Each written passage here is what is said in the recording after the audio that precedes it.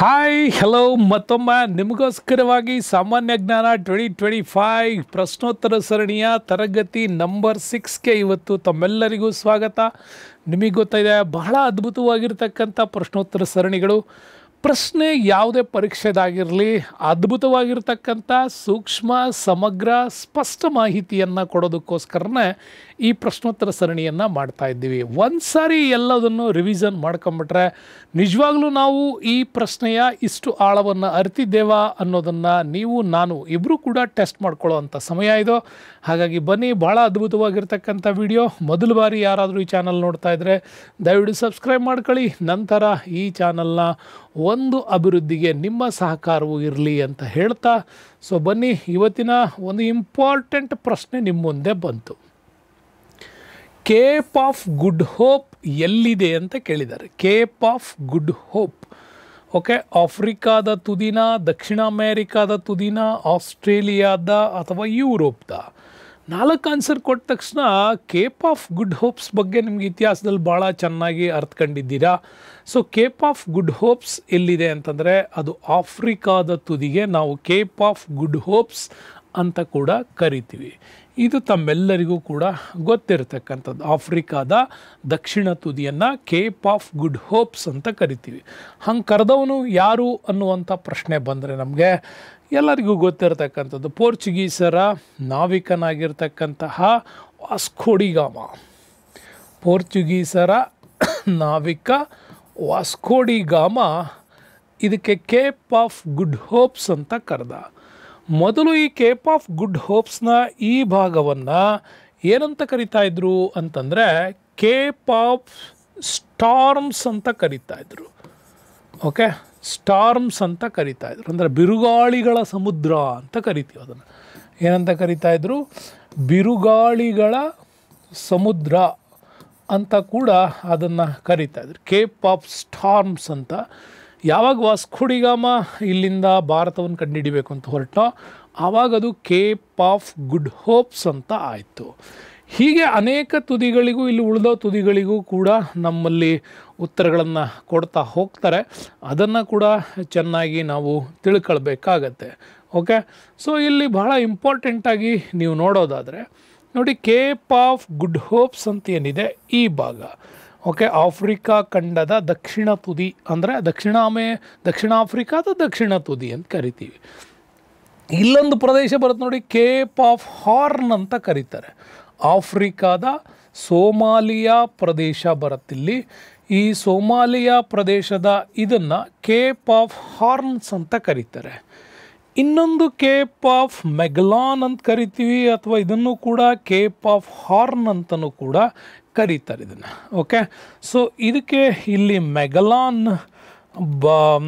ಇಡೀ ಪ್ರಪಂಚವನ್ನು ಸುತ್ತುವರಿಬೇಕು ಅಂತ ಹೊರಟಾಗ ಬಂದಂತಹ ಪ್ರದೇಶ ಇದು. ಇದನ್ನು ನಾವು ಕರಿತೀವಿ. ಹಾಗಾದರೆ ಭಾರತದ ಈ ತುದಿಗೆ ಏನಂತ ಕರಿತಾ ಇದ್ರು ಅಂದರೆ ನಮ್ಗೆ ಈಗ ಹೇಳ್ತೀವಿ ಕನ್ಯಾಕುಮಾರಿ ಅಂತ ಕರಿತೀವಿ. ಈಗ ಕನ್ಯಾಕುಮಾರಿ ಅಂತ ಕರಿತೀವಿ.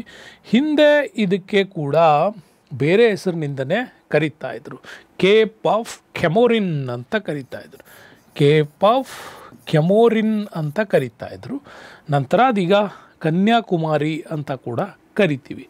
ಹೀಗೆ ಭಾರತದ ತುದಿಯು, ದಕ್ಷಿಣ ಅಮೇರಿಕಾದ ತುದಿ, ಈ 4 ತುದಿಗಳ ಬಗ್ಗೆ ಪ್ರಶ್ನೆ ಇದ್ದೇ ಇರ್ತದೆ. ಇದು 1, ಇದು 2, ಇದು 3ನೇದು, ದೆನ್ 4. ಇವುಗಳ ಬಗ್ಗೆ ಯಾವಾಗಲೂ ಕೂಡ ಪ್ರಶ್ನೆಗಳಿರ್ತದೆ. ಚೆನ್ನಾಗಿ ಇದರ ಬಗ್ಗೆ ತಿಳ್ಕೊಳ್ಳಿ. ಕೇಪ್ ಆಫ್ ಅಂತ ಬಂದಾಗ ಈ ಪ್ರಶ್ನೆಗಳು ಇದ್ದೇ ಇರ್ತವೆ. ನೆಕ್ಸ್ಟ್ ಕ್ವಶನ್ಸ್ ಬರೋಣ. ಕರ್ನಾಟಕದ ಯಾವ ಜಿಲ್ಲೆಗಳ ಮೂಲಕ ಕೊಂಕಣ ರೈಲ್ವೆ ಹಾದು ಹೋಗುತ್ತದೆ ಅಂತ ಕೇಳಿದ್ದಾರೆ.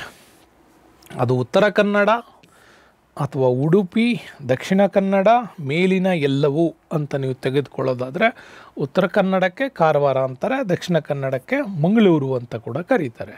ಹಾಗಾದರೆ ಇವು 4ರಲ್ಲಿ ಯಾವುದು ಅಂತ ನೀವು ನೋಡೋದಾದರೆ ಉತ್ತರ ಸಿಂಪಲ್, ತಮ್ಮೆಲ್ಲರಿಗೂ ಗೊತ್ತಿರತಕ್ಕಂಥದ್ದೇ.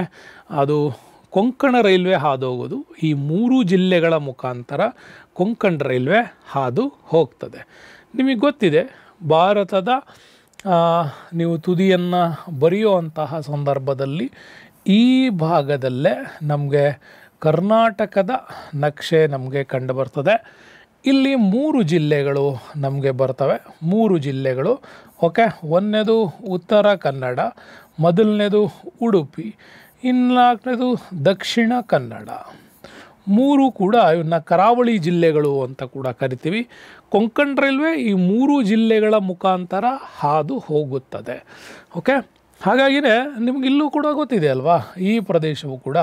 ಸೊ ಇಲ್ಲಿ ನಮಗೆ ಕಚ್ ತೀರ ಬರ್ತದೆ. ಇಲ್ಲಿಂದ ಗುಜರಾತ್ವರೆಗಿಂದೇನಿದೆ ಇದನ್ನು ನಮ್ಮಲ್ಲಿ ಕಚ್ ತೀರ ಅಂತ ಕೂಡ ಕರಿತೀವಿ. ಇದಿಷ್ಟನ್ನು ಕೂಡ ನಮ್ಮಲ್ಲಿ, ಮತ್ತು ಇದಿಷ್ಟನ್ನು ಕೂಡ ಮೊದಲು 2 ಭಾಗ ಇತ್ತು. ಈ ಕೆಳಗಿನ ಭಾಗವನ್ನು ಮಲಬಾರ್ ಅಂತ ಕರೀತಾ ಇದ್ರು. ಓಕೆ, ಈ ಮೇಲಿನ ಭಾಗವನ್ನು ಕೊಂಕಣ ಅಂತ ಕರೀತಾ ಇದ್ರು, ಕೊಂಕಣ ತೀರ ಅಂತ ಕರೀತಾ ಇದ್ರು. ಈಗ ಇದನ್ನು ನಾವು ನಮ್ಮದೇ ಆದ ಹೆಸರು ಇಟ್ಕೊಂತೀವಿ, ಕೆನರಾ ಅಂತ ಕೂಡ ಇದನ್ನು ಕರೀತಾ ಇದ್ವಿ. ಹೀಗೆ ಆ ಕಡೆನೂ ಕೂಡ ಅಷ್ಟೇ ನಮ್ಮಲ್ಲಿ ಮೊದಲಿಗೆ ಇದನ್ನು ಸರ್ಕಾರ್ ತೀರ ಅಂತ ಕರೀತಾ ಇದ್ರು, ಇದನ್ನು ಕೋರಮಂಡಲ ಅಂತ ಕೂಡ ಕರೀತಾ ಇದ್ವಿ. ಹೀಗೆ ತೀರಗಳನ್ನು ಡಿವೈಡ್ ಮಾಡಿದರು. ಈಗ ಅದರಲ್ಲೂ ಕೂಡ ಮತ್ತು ಕೋಲ್ಕತ್ತಾ ವಲಯದ ಹುಗ್ಲಿ ನದಿ ಪ್ರದೇಶದ ತೀರಗಳಿಗೆ ನಾವು ಬೇರೆ ಹೆಸರು ಹೇಳ್ತೀವಿ, ವಿಶಾಖಪಟ್ಟಣಂ ತೀರಗಳು, ಮತ್ತು ಇನ್ನು ಕೆಳಗಡೆ ಕೋರಮಂಡಲ, ತಮಿಳುನಾಡು ತೀರಗಳು, ಈ ರೀತಿಯಲ್ಲೂ ಕೂಡ ಬರ್ತದೆ. ಅದರಲ್ಲಿ ಕೊಂಕಣ ರೈಲ್ವೆ ಹಾದು ಹೋಗ್ತಕ್ಕಂಥದ್ದು ಈ 3 ಜಿಲ್ಲೆಗಳಲ್ಲಿ. ಕೊಂಕಣ್ ರೈಲ್ವೆ ಬಗ್ಗೆ ಇನ್ನೊಂದಿಷ್ಟು ವಿಚಾರ ಚೆನ್ನಾಗಿ ತಿಳ್ಕೊಳ್ಳಿ. 1993ರಲ್ಲಿ ಈ ಪ್ರಾಜೆಕ್ಟನ್ನು ಶುರು ಮಾಡ್ತಾರೆ, 1993. ಆವಾಗ ಈ ಮೊದಲ ರೈಲು ಸಣ್ಣ ಪ್ರಮಾಣದಲ್ಲಿ ಪ್ರಾರಂಭ ಆಯಿತು. ಕಂಪ್ಲೀಟ್ ಈ ಪ್ರಾಜೆಕ್ಟ್ ಮುಗ್ದಿರಲಿಲ್ಲ. ಕಂಪ್ಲೀಟ್ ಪ್ರಾಜೆಕ್ಟ್ಸು ಮುಗಿಯೋ ಹಂತಕ್ಕೆ ಬಂದದ್ದು ನಮಗೆ 1998ರಲ್ಲಿ. 93ರಿಂದ 98ರವರೆಗೆ ನಮಗೆ ಈ ಪ್ರಾಜೆಕ್ಟು ವರ್ಕ್ ಆಗ್ತಾ ಬಂತು. 93ಇಂದ 98ವರೆಗೆ. ಸೊ ಆವಾಗ 98ಗೆ ಕಂಪ್ಲೀಟ್ ಆದ ಕೊಂಕಣ್ ರೈಲ್ವೆ ಪ್ರಾಜೆಕ್ಟ್ನ ಶುರು ಮಾಡಿದ್ವಿ. ಟೋಟಲ್ 756 ಕಿಲೋಮೀಟರ್ 3 ರಾಜ್ಯಗಳ ಮೂಲಕ ಹಾದೋಗುತ್ತೆ, ಮಹಾರಾಷ್ಟ್ರ, ಗೋವಾ, ಕರ್ನಾಟಕ.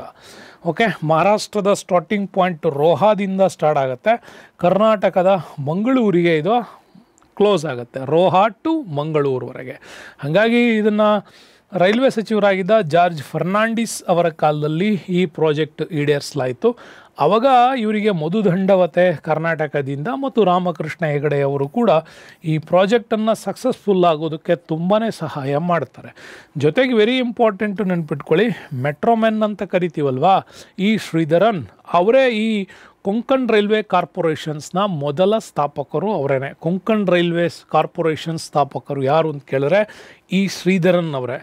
ಯಾವ ಕಾಲದಲ್ಲಿ ಬಂತು ಅಂತ ಕೇಳಿದ್ರೆ ಜಾರ್ಜ್ ಫರ್ನಾಂಡಿಸ್ ಯಾವ ರಾಜ್ಯಗಳಿಗೆ ಕನೆಕ್ಟ್ ಮಾಡುತ್ತೆ ಅಂದರೆ ಮಹಾರಾಷ್ಟ್ರ, ಗೋವಾ, ಕರ್ನಾಟಕ. ಯಾವಾಗಿಂದ ಶುರುವಾಯಿತು ಅಂದರೆ 1998ಅಲ್ಲಿ ಶುರುವಾಯಿತು ಅಂತ. ಓಕೆ, ಮತ್ತು ಈ ಶ್ರೀಧರನ್. ಇದಿಷ್ಟು ನಿಮಗೆ ಕೊಂಕಣ್ ರೈಲ್ವೆ ಬಗ್ಗೆ ನಾವು ಚೆನ್ನಾಗಿ ತಿಳ್ಕೋಬೇಕಾಗತ್ತೆ. ನೋಡಿ, ಕೊಂಕಣ್ ರೈಲ್ವೆ ಪ್ರಾಜೆಕ್ಟ್ಸು ನೀವು ಮ್ಯಾಪ್ ಮುಖಾಂತರ ನೋಡೋದಾದರೆ ನಮಗೆ ಇಲ್ಲಿ ಸಿಗ್ತಕ್ಕಂಥದ್ದು ರೋಹಾ, ಮಹಾರಾಷ್ಟ್ರದ ರೋಹಾದಿಂದ ಶುರುವಾದರೆ ನಮಗೆ ಇಲ್ಲಿಂದ ಕಂಪ್ಲೀಟಾಗಿ ಬರ್ತದೆ ಸಹ್ಯಾದ್ರಿ ಬೆಟ್ಟಗಳ ಶ್ರೇಣಿಯಿಂದ ಹೀಗೆ ಬಂದುಬಿಟ್ಟು ಅಪ್ ಟು ನಮಗೆ ಥೋಕೂರ್, ಮಂಗಳೂರುವರೆಗೂ ಕೂಡ ಇದು ಬರ್ತದೆ. ಇದಿಷ್ಟು ಕೂಡ ಕೊಂಕಣ್ ರೈಲ್ವೆ ಪ್ರಾಜೆಕ್ಟ್ಸ್ ಇದು. ಓಕೆ, ಕೊಂಕಣ್ ರೈಲ್ವೆ ಈ ರೀತಿ ನಮ್ಮಲ್ಲಿ ಹಾದು ಹೋಗುತ್ತೆ. ನೆಕ್ಸ್ಟ್ ಬರೋಣ, ಮತ್ತೊಂದು ಸೂಪರ್ ಕ್ವಶನ್ಸ್. ದೇಶದ ಪ್ರಥಮ ಜಲವಿದ್ಯುತ್ ಶಕ್ತಿ ಕೇಂದ್ರ ನೆಲೆಗೊಂಡಿರುವುದು ಎಲ್ಲಿ ಅಂತ ಪ್ರಶ್ನೆ.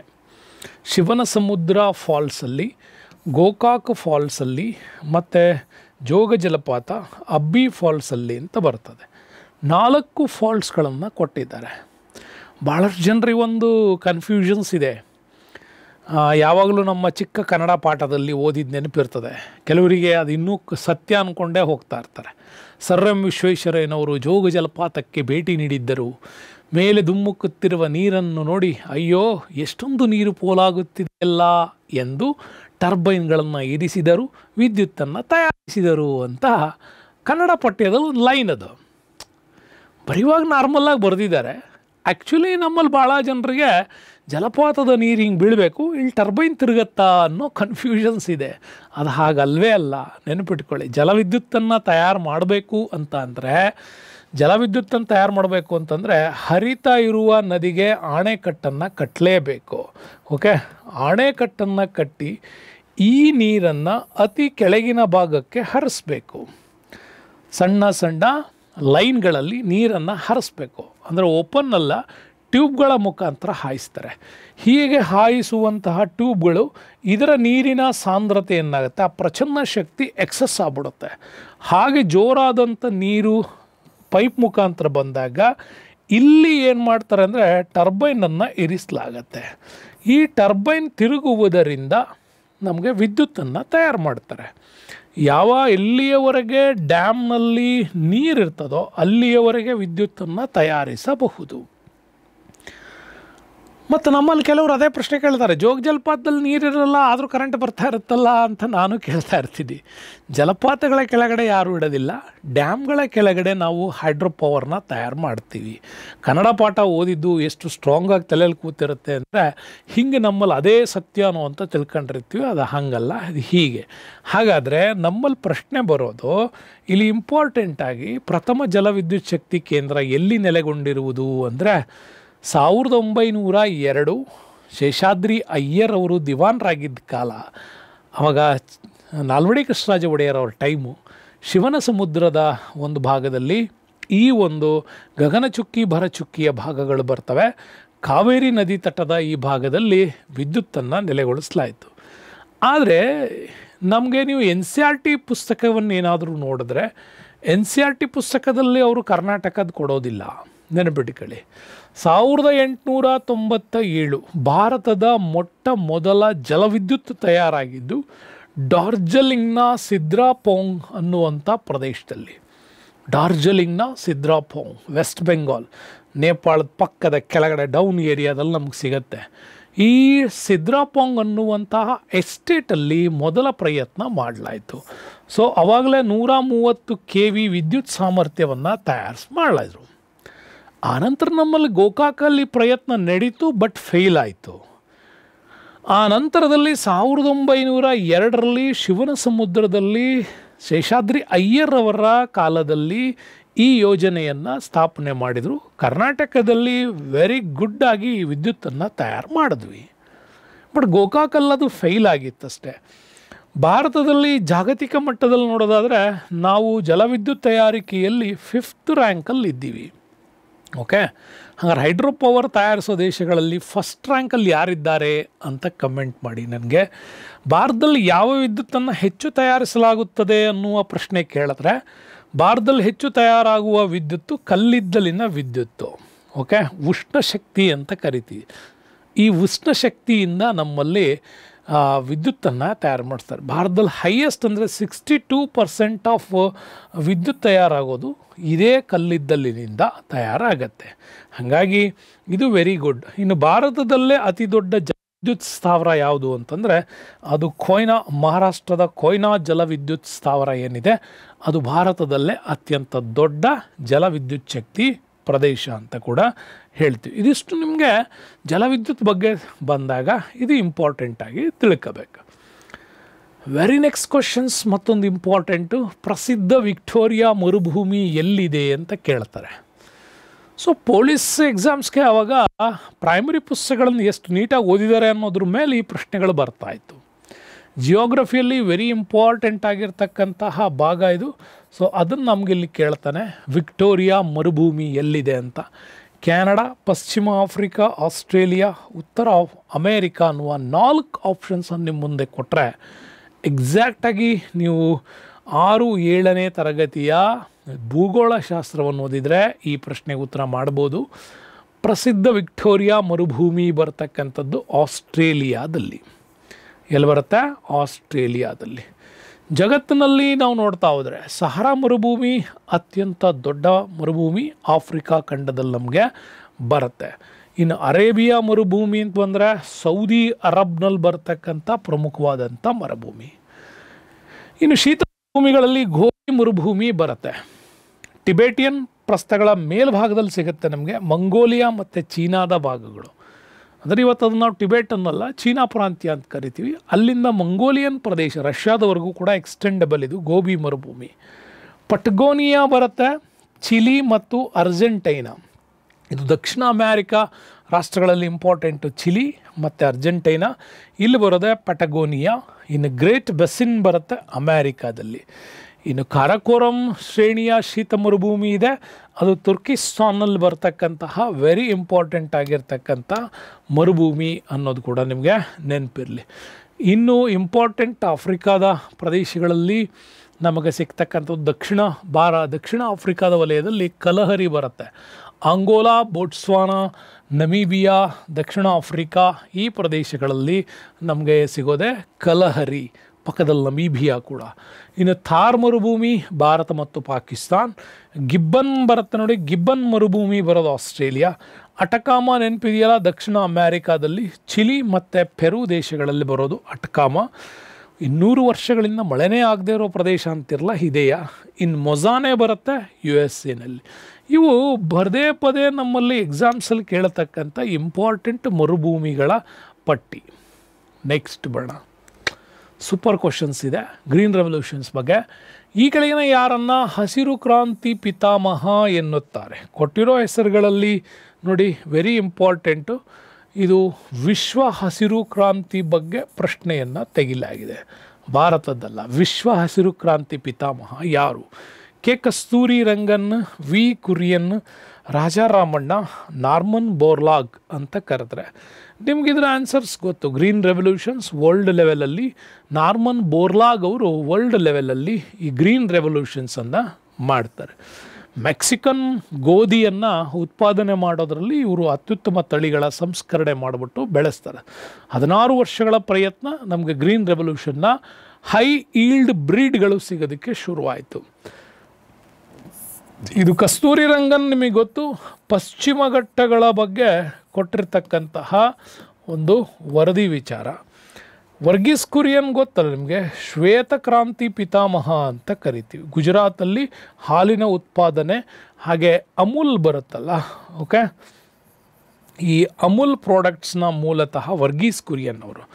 ರಾಜಾರಾಮಣ್ಣ ಕೂಡ ಇವರು 2 ಹೆಸರಿದೆ, ಯಾವುದಕ್ಕೆ ಅಂತ ಹೇಳಂಗಿಲ್ಲ. ಹಾಗಾಗಿ ಇಲ್ಲಿ ನಾರ್ಮನ್ ಬೋರ್ಲಾಗ್ ಅವರು ಬರ್ತಾರೆ. ಹಸಿರು ಕ್ರಾಂತಿ ಬಗ್ಗೆ ನಾವು ಮಾತಾಡೋದಾದರೆ ನೋಡಿ, ಹಸಿರು ಕ್ರಾಂತಿ ಅಂತಂದರೆ ನಾರ್ಮನ್ ಬೋರ್ಲಾಗ್ ಅವರು ಶುರು ಮಾಡ್ತಾರೆ.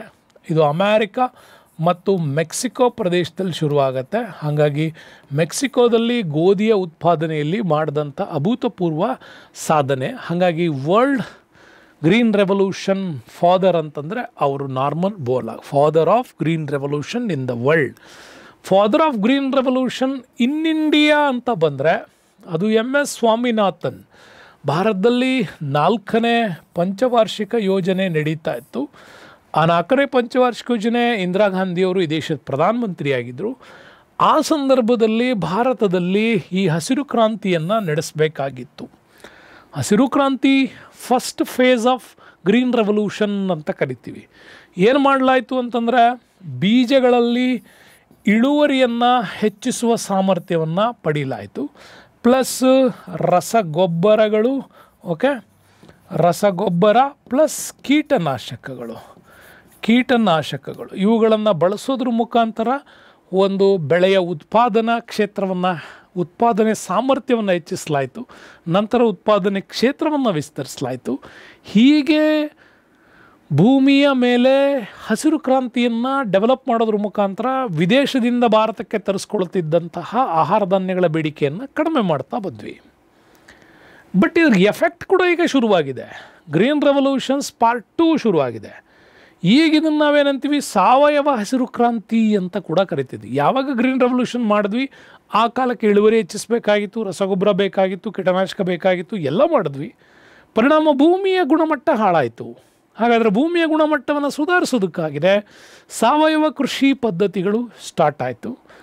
ಹಾಗೆ ಹೊಸ ಮಾದರಿ ಕೃಷಿ ಪ್ರಯೋಗಗಳು ಶುರುವಾಯಿತು. ಕೃಷಿಯಲ್ಲಿ ಸುಸ್ಥಿರ ಮತ್ತು ಸ್ಥಿರ ಅಭಿವೃದ್ಧಿಗಳನ್ನು ಸಾಧಿಸೋದಕ್ಕಾಗಿ second phase of green revolutions ಕೂಡ ನಮ್ಮಲ್ಲಿ ಶುರುವಾಗಿದೆ. ಹಾಗಾಗಿ ಗೋಧಿ ಧಾನ್ಯಗಳ ಮೇಲಿನ ಮೊದಲ ಪ್ರಯೋಗ ನಡೆದಿತ್ತು ಅಂತ. ಮತ್ತು ಹಸಿರು ಕ್ರಾಂತಿ ಬಗ್ಗೆ ಒಂದಿಷ್ಟು ವಿಶೇಷವಾಗಿ ಏನಾರ ನಾವು ತಿಳ್ಕೋಬೇಕು ಅಂತಂದರೆ, ಭಾರತ ರತ್ನ ಚಿದಂಬರಂ ಸುಬ್ರಮಣಿಯನ್ ಬರ್ತಾರೆ. ಇವರನ್ನು ಹಸಿರು ಕ್ರಾಂತಿಯ ರಾಜಕೀಯ ಜನಕ ಅಂತ ಕರೀತಾರೆ, ನೆನ್ಪಿಟ್ಕೊಳ್ಳಿ. ಒಬ್ಬ ಪೊಲಿಟಿಷಿಯನ್ಸ್ ಆಗಿ ಗ್ರೀನ್ ರೆವಲ್ಯೂಷನ್ಸ್ಗೆ ಎಷ್ಟರ ಮಟ್ಟಿನ ಸರ್ಕಾರದಿಂದ ಪ್ರೋತ್ಸಾಹ ಮಾಡ್ಬೋದೋ ಅಷ್ಟನ್ನೂ ಮಾಡಿದವರು ಇವರೇನೆ. ಹಾಗಾಗಿ ಚಿದಂಬರಂ ಸುಬ್ರಮಣಿಯನ್ ಅವರನ್ನು ಹಸಿರು ಕ್ರಾಂತಿಯ ರಾಜಕೀಯ ಜನಕ ಅಂತ ಕರೀತಾರೆ. ಮತ್ತು ದಿಲ್ಬಾಗ್ ಸಿಂಗ್ ಅಥ್ವಾಲಾ ಬರ್ತಾರೆ. ದಿಲ್ಬಾಗ್ ಸಿಂಗ್ ಅಥ್ವಾಲಾ ಅವ್ರನ್ನ ಗೋಧಿ ಕ್ರಾಂತಿಯ ಪಿತಾಮಹ ಅಂತ ಕರೀತಾರೆ. ಪಂಜಾಬಲ್ಲಿ ಸ್ಟಾರ್ಟ್ ಆಗಿದ್ದಂಥ ಈ ಒಂದು ಕ್ರಾಂತಿಯ ವಿಚಾರ ಹರಿಯಾಣ, ಚಂಡೀಗಢ, ಉತ್ತರ ಪ್ರದೇಶ, ಬಿಹಾರ, ಕಾಶ್ಮೀರ ಪ್ರದೇಶಗಳಲ್ಲಿ ಬಹಳ ದೊಡ್ಡ ಮಟ್ಟಿಗೆ ಇವರು ವಿಸ್ತಾರ ಕ್ಷೇತ್ರವನ್ನು ಮಾಡಿದ್ರಿಂದಾಗಿ ಇವ್ರನ್ನ ದಿಲ್ಬಾಗ್ ಸಿಂಗ್ ಅಥ್ವಾಲಾ ಅವರನ್ನ ಕೂಡ ಹಸಿರು ಕ್ರಾಂತಿಯಲ್ಲಿ ಗೋಧಿ ಕ್ರಾಂತಿ ಪಿತಾಮಹ ಅಂತ ಕೂಡ ಕರೀತಾರೆ. ನೋಡಿ, ಹಸಿರು ಕ್ರಾಂತಿ ಬಗ್ಗೆ ಇಷ್ಟಂತೂ ಸ್ಪೆಷಲ್ ಆಗಿ ತಿಳ್ಕೊಳ್ಳಿ. ಇದ್ರ ಜೊತೆಗೆ ಇತರೆ ಹಸಿರು ಕ್ರಾಂತಿಗಳು ಕೂಡ ನಮ್ಮಲ್ಲಿದ್ದಾವೆ. ಅವುಗಳು ಕೂಡ ಆಯಾ ಸಂದರ್ಭಕ್ಕೆ ಬಂದಾಗ ನಿಮ್ಗೆ ಹೇಳ್ತೀನಿ. ಸದ್ಯಕ್ಕೆ ಈ ಗ್ರೀನ್ ರೆವಲ್ಯೂಷನಲ್ಲಿ ಇಷ್ಟು ತಿಳ್ಕೋಬೇಕು. 106 ಮತ್ತೊಂದು ಇಂಪಾರ್ಟೆಂಟು, ಭೂಭಾಗದ ಮೇಲಿನ ಅತಿ ದೊಡ್ಡ ಪ್ರಾಣಿ ಯಾವುದು? ನೋಡಿ, ಭೂಭಾಗದ ಮೇಲಿನ, ಭೂಮಿಯ ಮೇಲೆ ವಾಸಲ್ಪಡುವಂಥ ಪ್ರಾಣಿಗಳಲ್ಲಿ ಅತ್ಯಂತ ದೊಡ್ಡದು ಯಾವುದು? ಆಫ್ರಿಕಾದ ಆನೆ, ನೀಲಿ ತಿಮಿಂಗಿಲ, ಭಾರತದ ಏಷ್ಯಾಟಿಕ್ ಆನೆ ಮತ್ತು ಹಿಪೋಪೊಟಮಸ್. ಹಿಪೋಪೊಟಮಸ್ ಅಂದರೆ ಗೊತ್ತಲ್ಲ, ನೀರುಗುದುರೆಗಳು ಅಂತ ಕರಿತೀವಿ. ಇದರಲ್ಲಿ ಯಾವುದು ಅಂತ ಕೇಳಿದ್ದಾರೆ. ವೆರಿ ಈಸಿಯೆಸ್ಟ್, ಭೂಮಿಯ ಮೇಲೆ ವಾಸಿಸೋದ್ರಲ್ಲಿ ಆಫ್ರಿಕಾದ ಆನೆಗಳು ಬಹಳ ದೊಡ್ಡದಾದಂತಹ ಪ್ರಾಣಿ. ಇದು ಆಫ್ರಿಕಾದ ಆನೆಗಳು. ಆನೆಗಳ ಸಂತತಿ ಬಗ್ಗೆ ಸ್ವಲ್ಪ ತಿಳ್ಕೋಬೇಕು ನಾವು. ತುಂಬ ಇಂಪಾರ್ಟೆಂಟ್ ಕ್ವಶನ್ಸ್ ಇದು.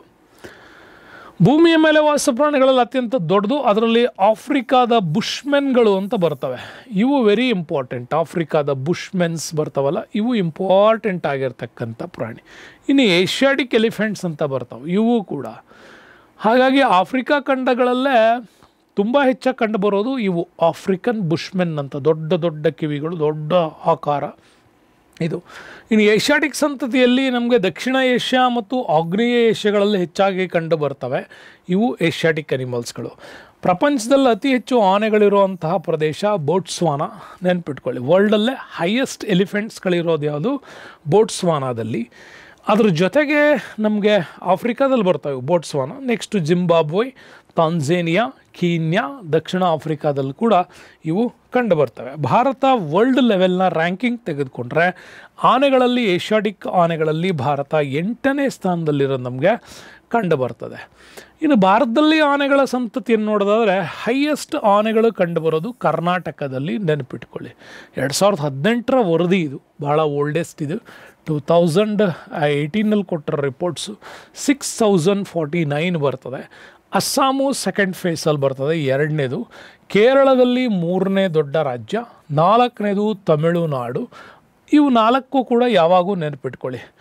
ಆನೆಗಳ ಸಂತತಿ ಕಂಡು ಬರದೇ ಇರೋ ರಾಜ್ಯ ಯಾವುಗಳು ಅಂತ ಕೇಳಿದ್ರೆ ಗೋವಾ, ಗುಜರಾತ್, ರಾಜಸ್ಥಾನ್.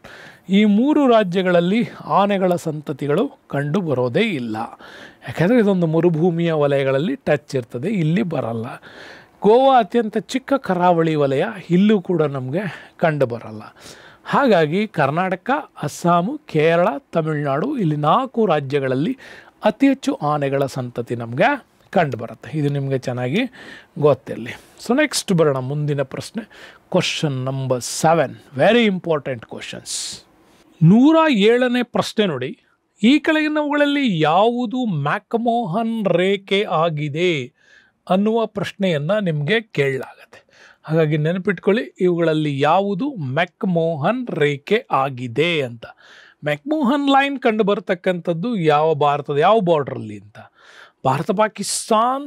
ಓಕೆ, ನಿಮಗೆ ಗೊತ್ತಿದೆಯಲ್ಲ, LOC. ಭಾರತ ಮತ್ತು ಚೀನಾ LACನಲ್ಲಿ ಬರ್ತವೆ. ಚೀನಾ ಪಾಕಿಸ್ತಾನ್, ಭಾರತ ಮಯನ್ಮಾರ್. ಅದರಲ್ಲಿ ಇದನ್ನಂತೂ ತೆಗೆದಾಕದೆ ಪ್ರಶ್ನೆ ಕೇಳಿರೋದು ಭಾರತದ ಯಾವ ಭಾಗಕ್ಕೆ ಈ ಮ್ಯಾಕ್ಮೋಹನ್ ರೇಖೆಯನ್ನು ನೋಡ್ಬೋದು ಅಂತ.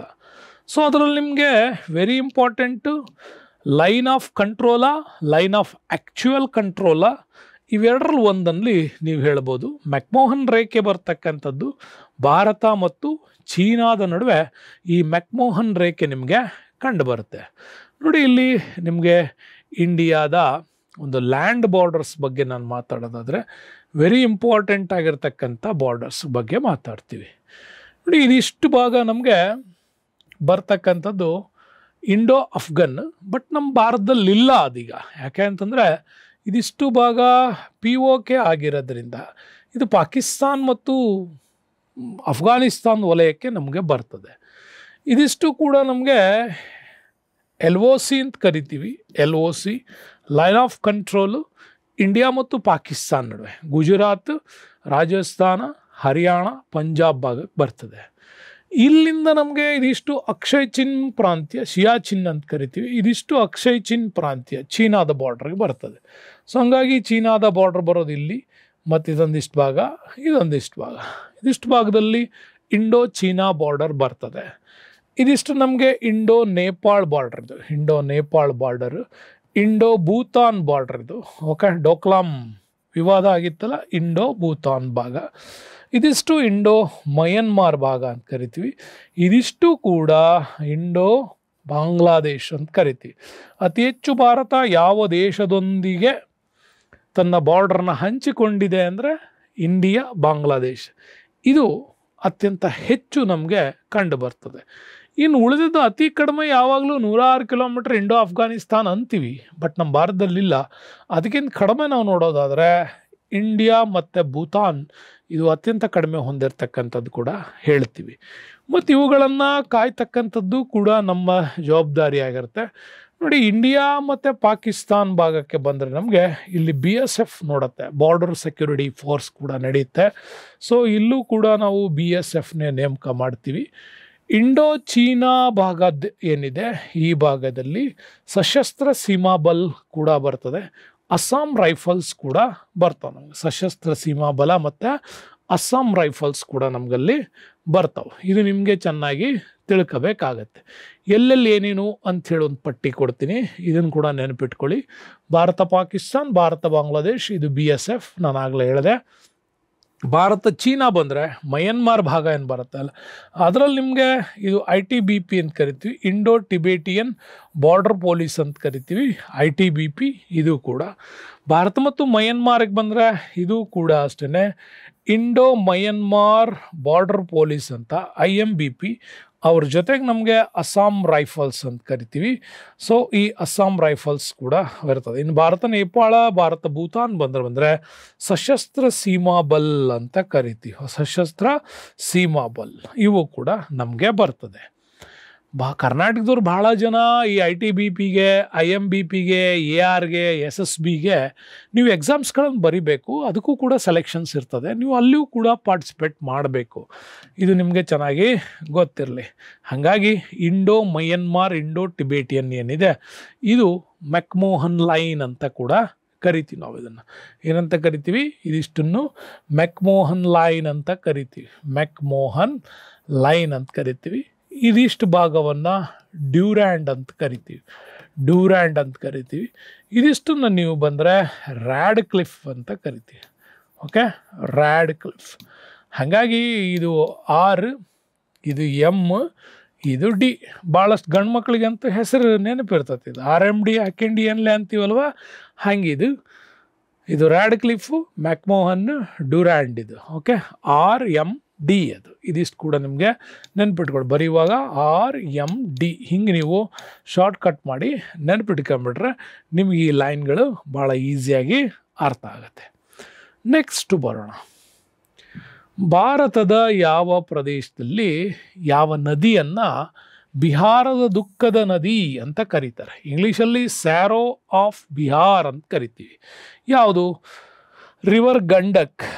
ನೋಡಿ, ಇದು ಅಷ್ಟೇ ಗಂಗಾ ನದಿಯ ಒಂದು ಉಪನದಿ. ರಿವರ್ ದಾಮೋದರ್, ರಿವರ್ ಕೋಸಿ, ರಿವರ್ ಸೋನ್ ಬರ್ತದೆ. ನಿಮ್ಗೆ ಸೋನ್ ಬರೋದು ನಿಮಗೆ ಯಮುನಾ ಮತ್ತು ಸೋನ್ ನದಿ, ಅವೆರಡು ಕೂಡ ಮಧ್ಯಪ್ರದೇಶ್. ಇನ್ನು ಮುಳಿದವು ಇವು ಮೂರರಲ್ಲಿ ನೀವು ಸೆಲೆಕ್ಷನ್ ಮಾಡಬೇಕು.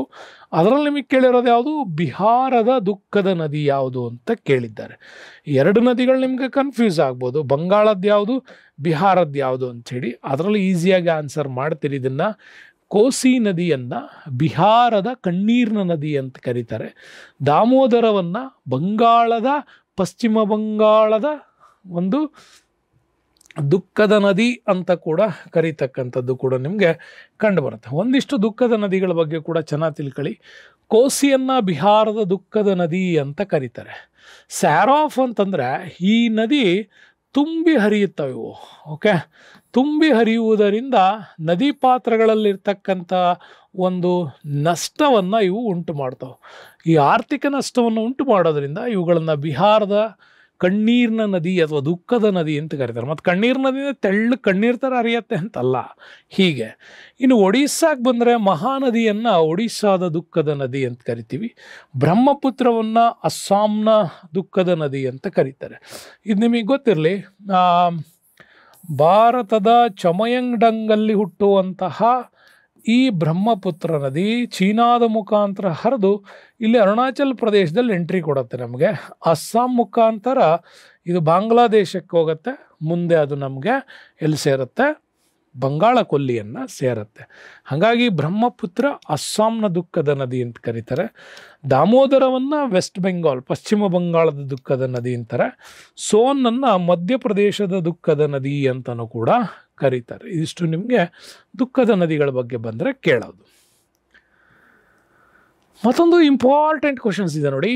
ನರ್ಮದಾ ನದಿ ದಂಡೆಯ ಮೇಲೆ ರಾಜ ಹರ್ಷವರ್ಧನನನ್ನು ಸೋಲಿಸಿದ ರಾಜ ಯಾರು? ಓಕೆ, ಐಹೊಳೆ ಶಾಸನ ಅಂದ ತಕ್ಷಣ ಗೊತ್ತಾಗುತ್ತೆ. ಪಲ್ಲವರ ಮಹೇಂದ್ರ ವರ್ಮ, 1ನೇ ಪುಲಿಕೇಶಿ, 2ನೇ ಪುಲಕೇಶಿ, ಅಮೋಘ ವರ್ಷ. ಇವನು ಪಲ್ಲವರ ದೊರೆ, ಇವನು ರಾಷ್ಟ್ರಕೂಟರ ದೊರೆ. ಇಲ್ಲಿ ಪುಲಕೇಶಿ, 1ನೇ ಪುಲಕೇಶಿ, 2ನೇ ಪುಲಕೇಶಿ, ಇವೆರಡರಲ್ಲಿ ಒಬ್ಬ ಅಂತ ನೀವು ಸೆಲೆಕ್ಟ್ ಮಾಡೋದಾದ್ರೆ ಕನೋಜ್ನ ಹರ್ಷವರ್ಧನನ್ನು ಸೋಲಿಸಿದ್ದು ಇಮ್ಮಡಿ ಪುಲಕೇಶಿ ಅಥವಾ 2ನೇ ಪುಲಕೇಶಿ ಅಂತ ಕೂಡ ಕರಿತೀವಿ. ಇದ್ರ ಬಗ್ಗೆ ನಮಗೆ ಕಂಪ್ಲೀಟಾಗಿ ತಿಳಿಸ್ಕೊಡೋದು ಯಾವುದಪ್ಪ ಆಧಾರ ಅಂತಂದರೆ ಐಹೊಳೆ ಶಾಸನ. ಓಕೆ, ಬಾದಾಮಿಯ ಮೇಗುತಿ ದೇವಾಲಯದ ಗೋಡೆಯ ಮೇಲೆ ನಿರ್ಮಾಣಗೊಂಡಂತಹ ರವಿಕೀರ್ತಿಯ ದೇವಸ್ಥಾನ ಕಟ್ಟಿಸಿದ್ದು, ಆ ಗೋಡೆಯ ಮೇಲೆ ಇದನ್ನು ರಚನೆ ಮಾಡಿತ್ತು ಐಹೊಳೆ ಶಾಸನ. ಈ ಐಹೊಳೆ ಶಾಸನ ಮೂಲತಃ ಸಂಸ್ಕೃತ ಭಾಷೆಯಲ್ಲಿ ಇದು ನಮಗೆ ಕಂಡುಬರುತ್ತೆ. ಇದು ಇಮ್ಮಡಿ ಪುಲಕೇಶಿ ಮತ್ತು ಹರ್ಷವರ್ಧನ ನಡುವೆ ನಡೆದಂಥ ಯುದ್ಧವನ್ನು ಎಕ್ಸ್ಪ್ಲೈನ್ ಮಾಡುತ್ತೆ. ಇದರ ವಿವರಣೆಯೂ ಕೂಡ ಅದರಲ್ಲಿ ತುಂಬ ಚೆನ್ನಾಗಿದೆ. ನಿಮಗೆ PUC ಪುಸ್ತಕದಲ್ಲಿ PUCಯಲ್ಲಿ ಕ್ವಶನ್ಸ್ ಕೂಡ ನೋಡಿದ್ದೀವಿ. ಓಕೆ, ಇಮ್ಮಡಿ ಪುಲಕೇಶಿಯ ಆ ಯುದ್ಧೋತ್ಸಾಹ ಮತ್ತು ಬೀಳುತ್ತಿರುವ ಹರ್ಷನ ಆನೆಗಳನ್ನು ನೋಡಿ ಹರ್ಷವೇ ಅಡಗಿ ಹೋಗಿತ್ತು ಅಂತ. ಹರ್ಷವರ್ಧನ ಆನೆಗಳು ಮಕಾಡೆ ಬಿದ್ದಿದ್ದನ್ನು ನೋಡಿ ಹರ್ಷವರ್ಧನನ ಹರ್ಷವೇ ಅಡಗಿ ಹೋಗಿತ್ತು ಅಂತೇಳಿ ಐಹೊಳೆ ಶಾಸನದಲ್ಲಿ ಬಹಳ ಕ್ಲೀನಾಗಿ ವಿವರಣೆ ಕೊಟ್ಟಿದೆ. ಇಮ್ಮಡಿ ಪುಲಕೇಶಿ ಈ ಒಂದು ಹರ್ಷವರ್ಧನ ಮೇಲೆ ಮಾಡಿದಂಥ ಯುದ್ಧದ ವಿವರಣೆಗಳನ್ನು ಅದು ಹೇಳುತ್ತೆ. ಯಾವ ಶಾಸನ? ಐಹೊಳೆ ಶಾಸನದಲ್ಲಿ ನಮಗದು ಹೇಳುತ್ತೆ. ನೆಕ್ಸ್ಟ್ ಬರೋಣ, ಇಂಪಾರ್ಟೆಂಟ್ ಕ್ವಶನ್ಸ್. ಈ ಕೆಳಗಿನ ಯಾವ ಮಾಪನದಿಂದ ಭೂಕಂಪದ ತೀವ್ರತೆಯನ್ನು ಅಳೆಯಲಾಗುತ್ತದೆ? ಭೂಕಂಪದ ತೀವ್ರತೆಯನ್ನು ಅಳೆಯೋದು ಯಾವುದು ಅಂತ ಈ ಪ್ರಶ್ನೆಯನ್ನು ನಿಮ್ಗೆ ಕೇಳಿದ್ದಾರೆ. ಮೀಟರ್, ಸೈಮನ್ಸ್, ಫೆರಾಡೆ, ರಿಕ್ಟರ್ ಅಂತ ಬರ್ತದೆ. ರಿಕ್ಟರ್ ಮಾಪನದಲ್ಲಿ ಭೂಕಂಪನದ ತೀವ್ರತೆಯನ್ನು ಅಳೀತಾರೆ. ಓಕೆ, ಸಿಸ್ಮೋಗ್ರಾಫ್ ಮತ್ತು ರಿಚ್ಟರ್ ಸ್ಕೇಲ್, ಇದು ನೆನ್ಪಿಟ್ಕೊಳ್ಳಿ. ಸಿಸ್ಮೋಗ್ರಾಫ್, ರಿಚ್ಟರ್ ಸ್ಕೇಲ್ ಇವೇ ಭೂಕಂಪನದ ತೀವ್ರತೆಯನ್ನು ಅಳಿತಕ್ಕಂತಹ ಒಂದು ವ್ಯವಸ್ಥೆ. ಇದನ್ನು ನಾವು ಚೆನ್ನಾಗಿ ಅರ್ಥ ಮಾಡ್ಕೋಬೇಕು. ನೆಕ್ಸ್ಟ್ ಬರೋಣ, ಒಂದು ಇಂಪಾರ್ಟೆಂಟ್ ಪ್ರಶ್ನೆ ಇದೆ. ಸಿಯಾಚಿನ್. ಸಿಯಾಚಿನ್ ಅಂದರೆ ಏನು? ಇದು ಭಾರತ ಪಾಕಿಸ್ತಾನ್ ಮಧ್ಯದ ಶೀತ ಮರುಭೂಮಿಯ ಗಡಿನ, ಅಥವಾ ಭಾರತ ಚೀನಾದ ಮಧ್ಯದ ಹಿಮನದಿ ಪ್ರದೇಶದ ಗಡಿನ, ಭಾರತ ಮಯನ್ಮಾರ್ ಮಧ್ಯದ ಮರುಭೂಮಿ ಗಡಿನ, ಭಾರತ ಪಾಕಿಸ್ತಾನ್ ಮಧ್ಯದ ಹಿಮನದಿ ಪ್ರದೇಶದ ಗಡಿನ ಅಂತ ಕೇಳಿದ್ದಾರೆ. ಕ್ವಶನ್ಸಲ್ಲಿ ನಿಮಗೆ ಕನ್ಫ್ಯೂಷನ್ಸ್ ಇದ್ದೇ ಇದೆ. ಯಾಕೆ ಅಂತಂದರೆ ಎ ಆಪ್ಷನ್ಗೂ ಮತ್ತು ನಿಮಗೆ ಡಿ ಆಪ್ಷನ್ಗೂ ನೋಡ್ಲಿಕ್ಕೆ ಎರಡು ಸೇಮ್ ಥರ ಕಾಣ್ಬೋದು, ಹೌದಾ? ಇಲ್ಲಿ ಮರುಭೂಮಿ ಗಡಿನ ಅಂತ ಕೇಳಿರೋದು, ಇಲ್ಲಿ ಹಿಮನದಿ ಪ್ರದೇಶದ ಗಡಿನ ಅಂತ ಕೇಳಿರೋದು.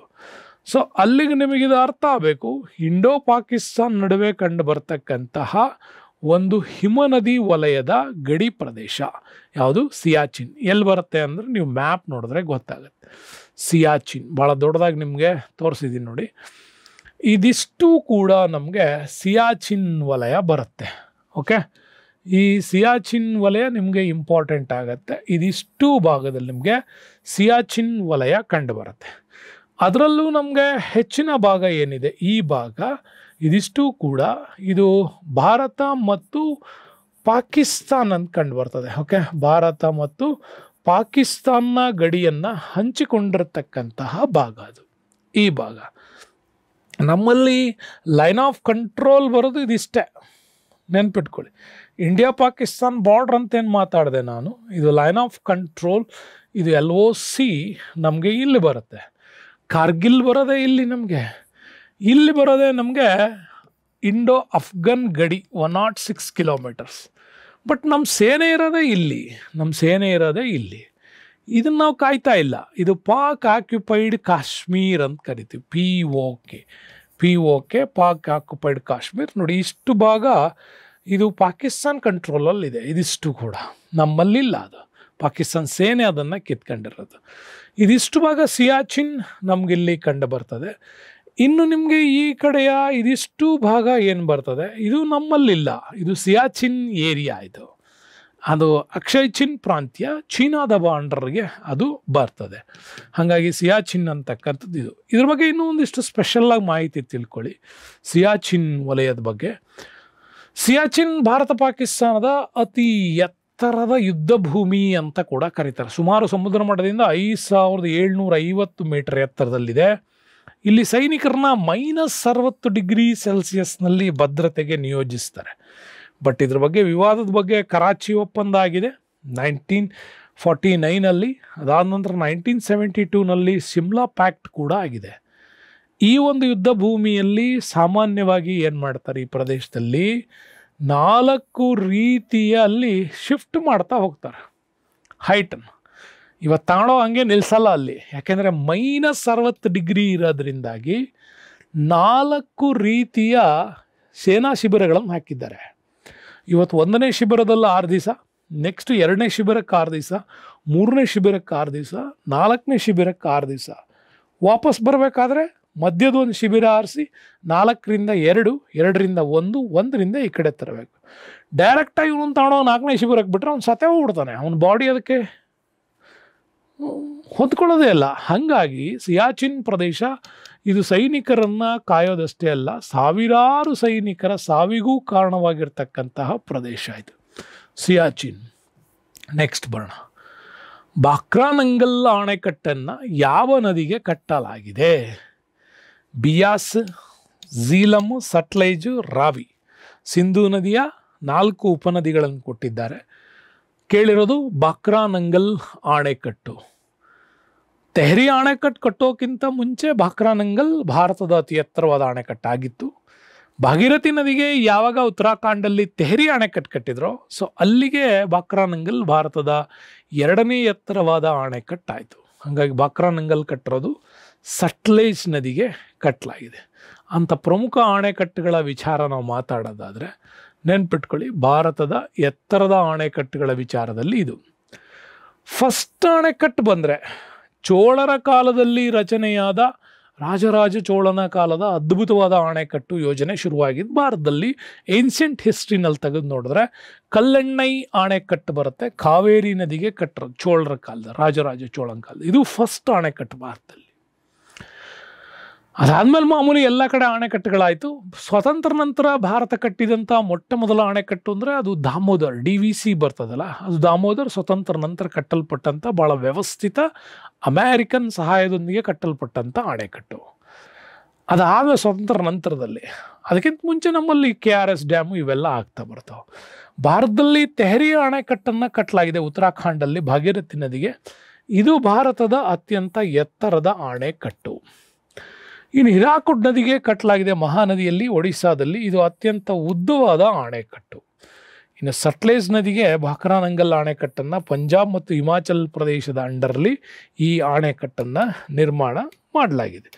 ಎಲ್ಲ ನದಿಗಳಿಗೂ ಅಣೆಕಟ್ಟುಗಳನ್ನು ಕಟ್ಟಿದೆ, ನೀವು ನೋಡ್ಕೋಬೋದು.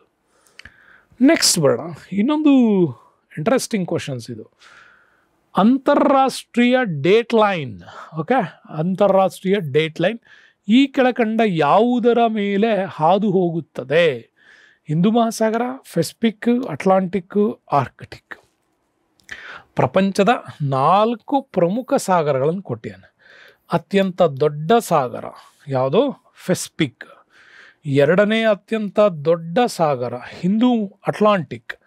3ನೇ ದೊಡ್ಡ ಸಾಗರ, ಅತ್ಯಂತ ಚಿಕ್ಕ ಸಾಗರ ಆರ್ಕಟಿಕ್ ಸಾಗರ. ಉತ್ತರ ಧ್ರುವದಲ್ಲಿ ಕಂಡುಬರುವ ಸಾಗರ ಆರ್ಕಟಿಕ್ ಸಾಗರ.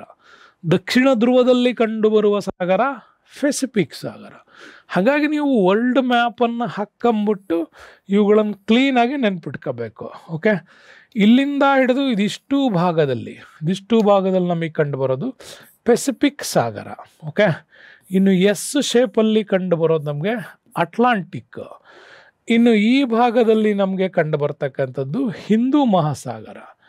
ಇನ್ನು ಉತ್ತರ ಧ್ರುವದಲ್ಲಿ ಕಂಡು ಬರೋದು ನಮಗೆ ಆರ್ಕಟಿಕ್ ಸಾಗರ.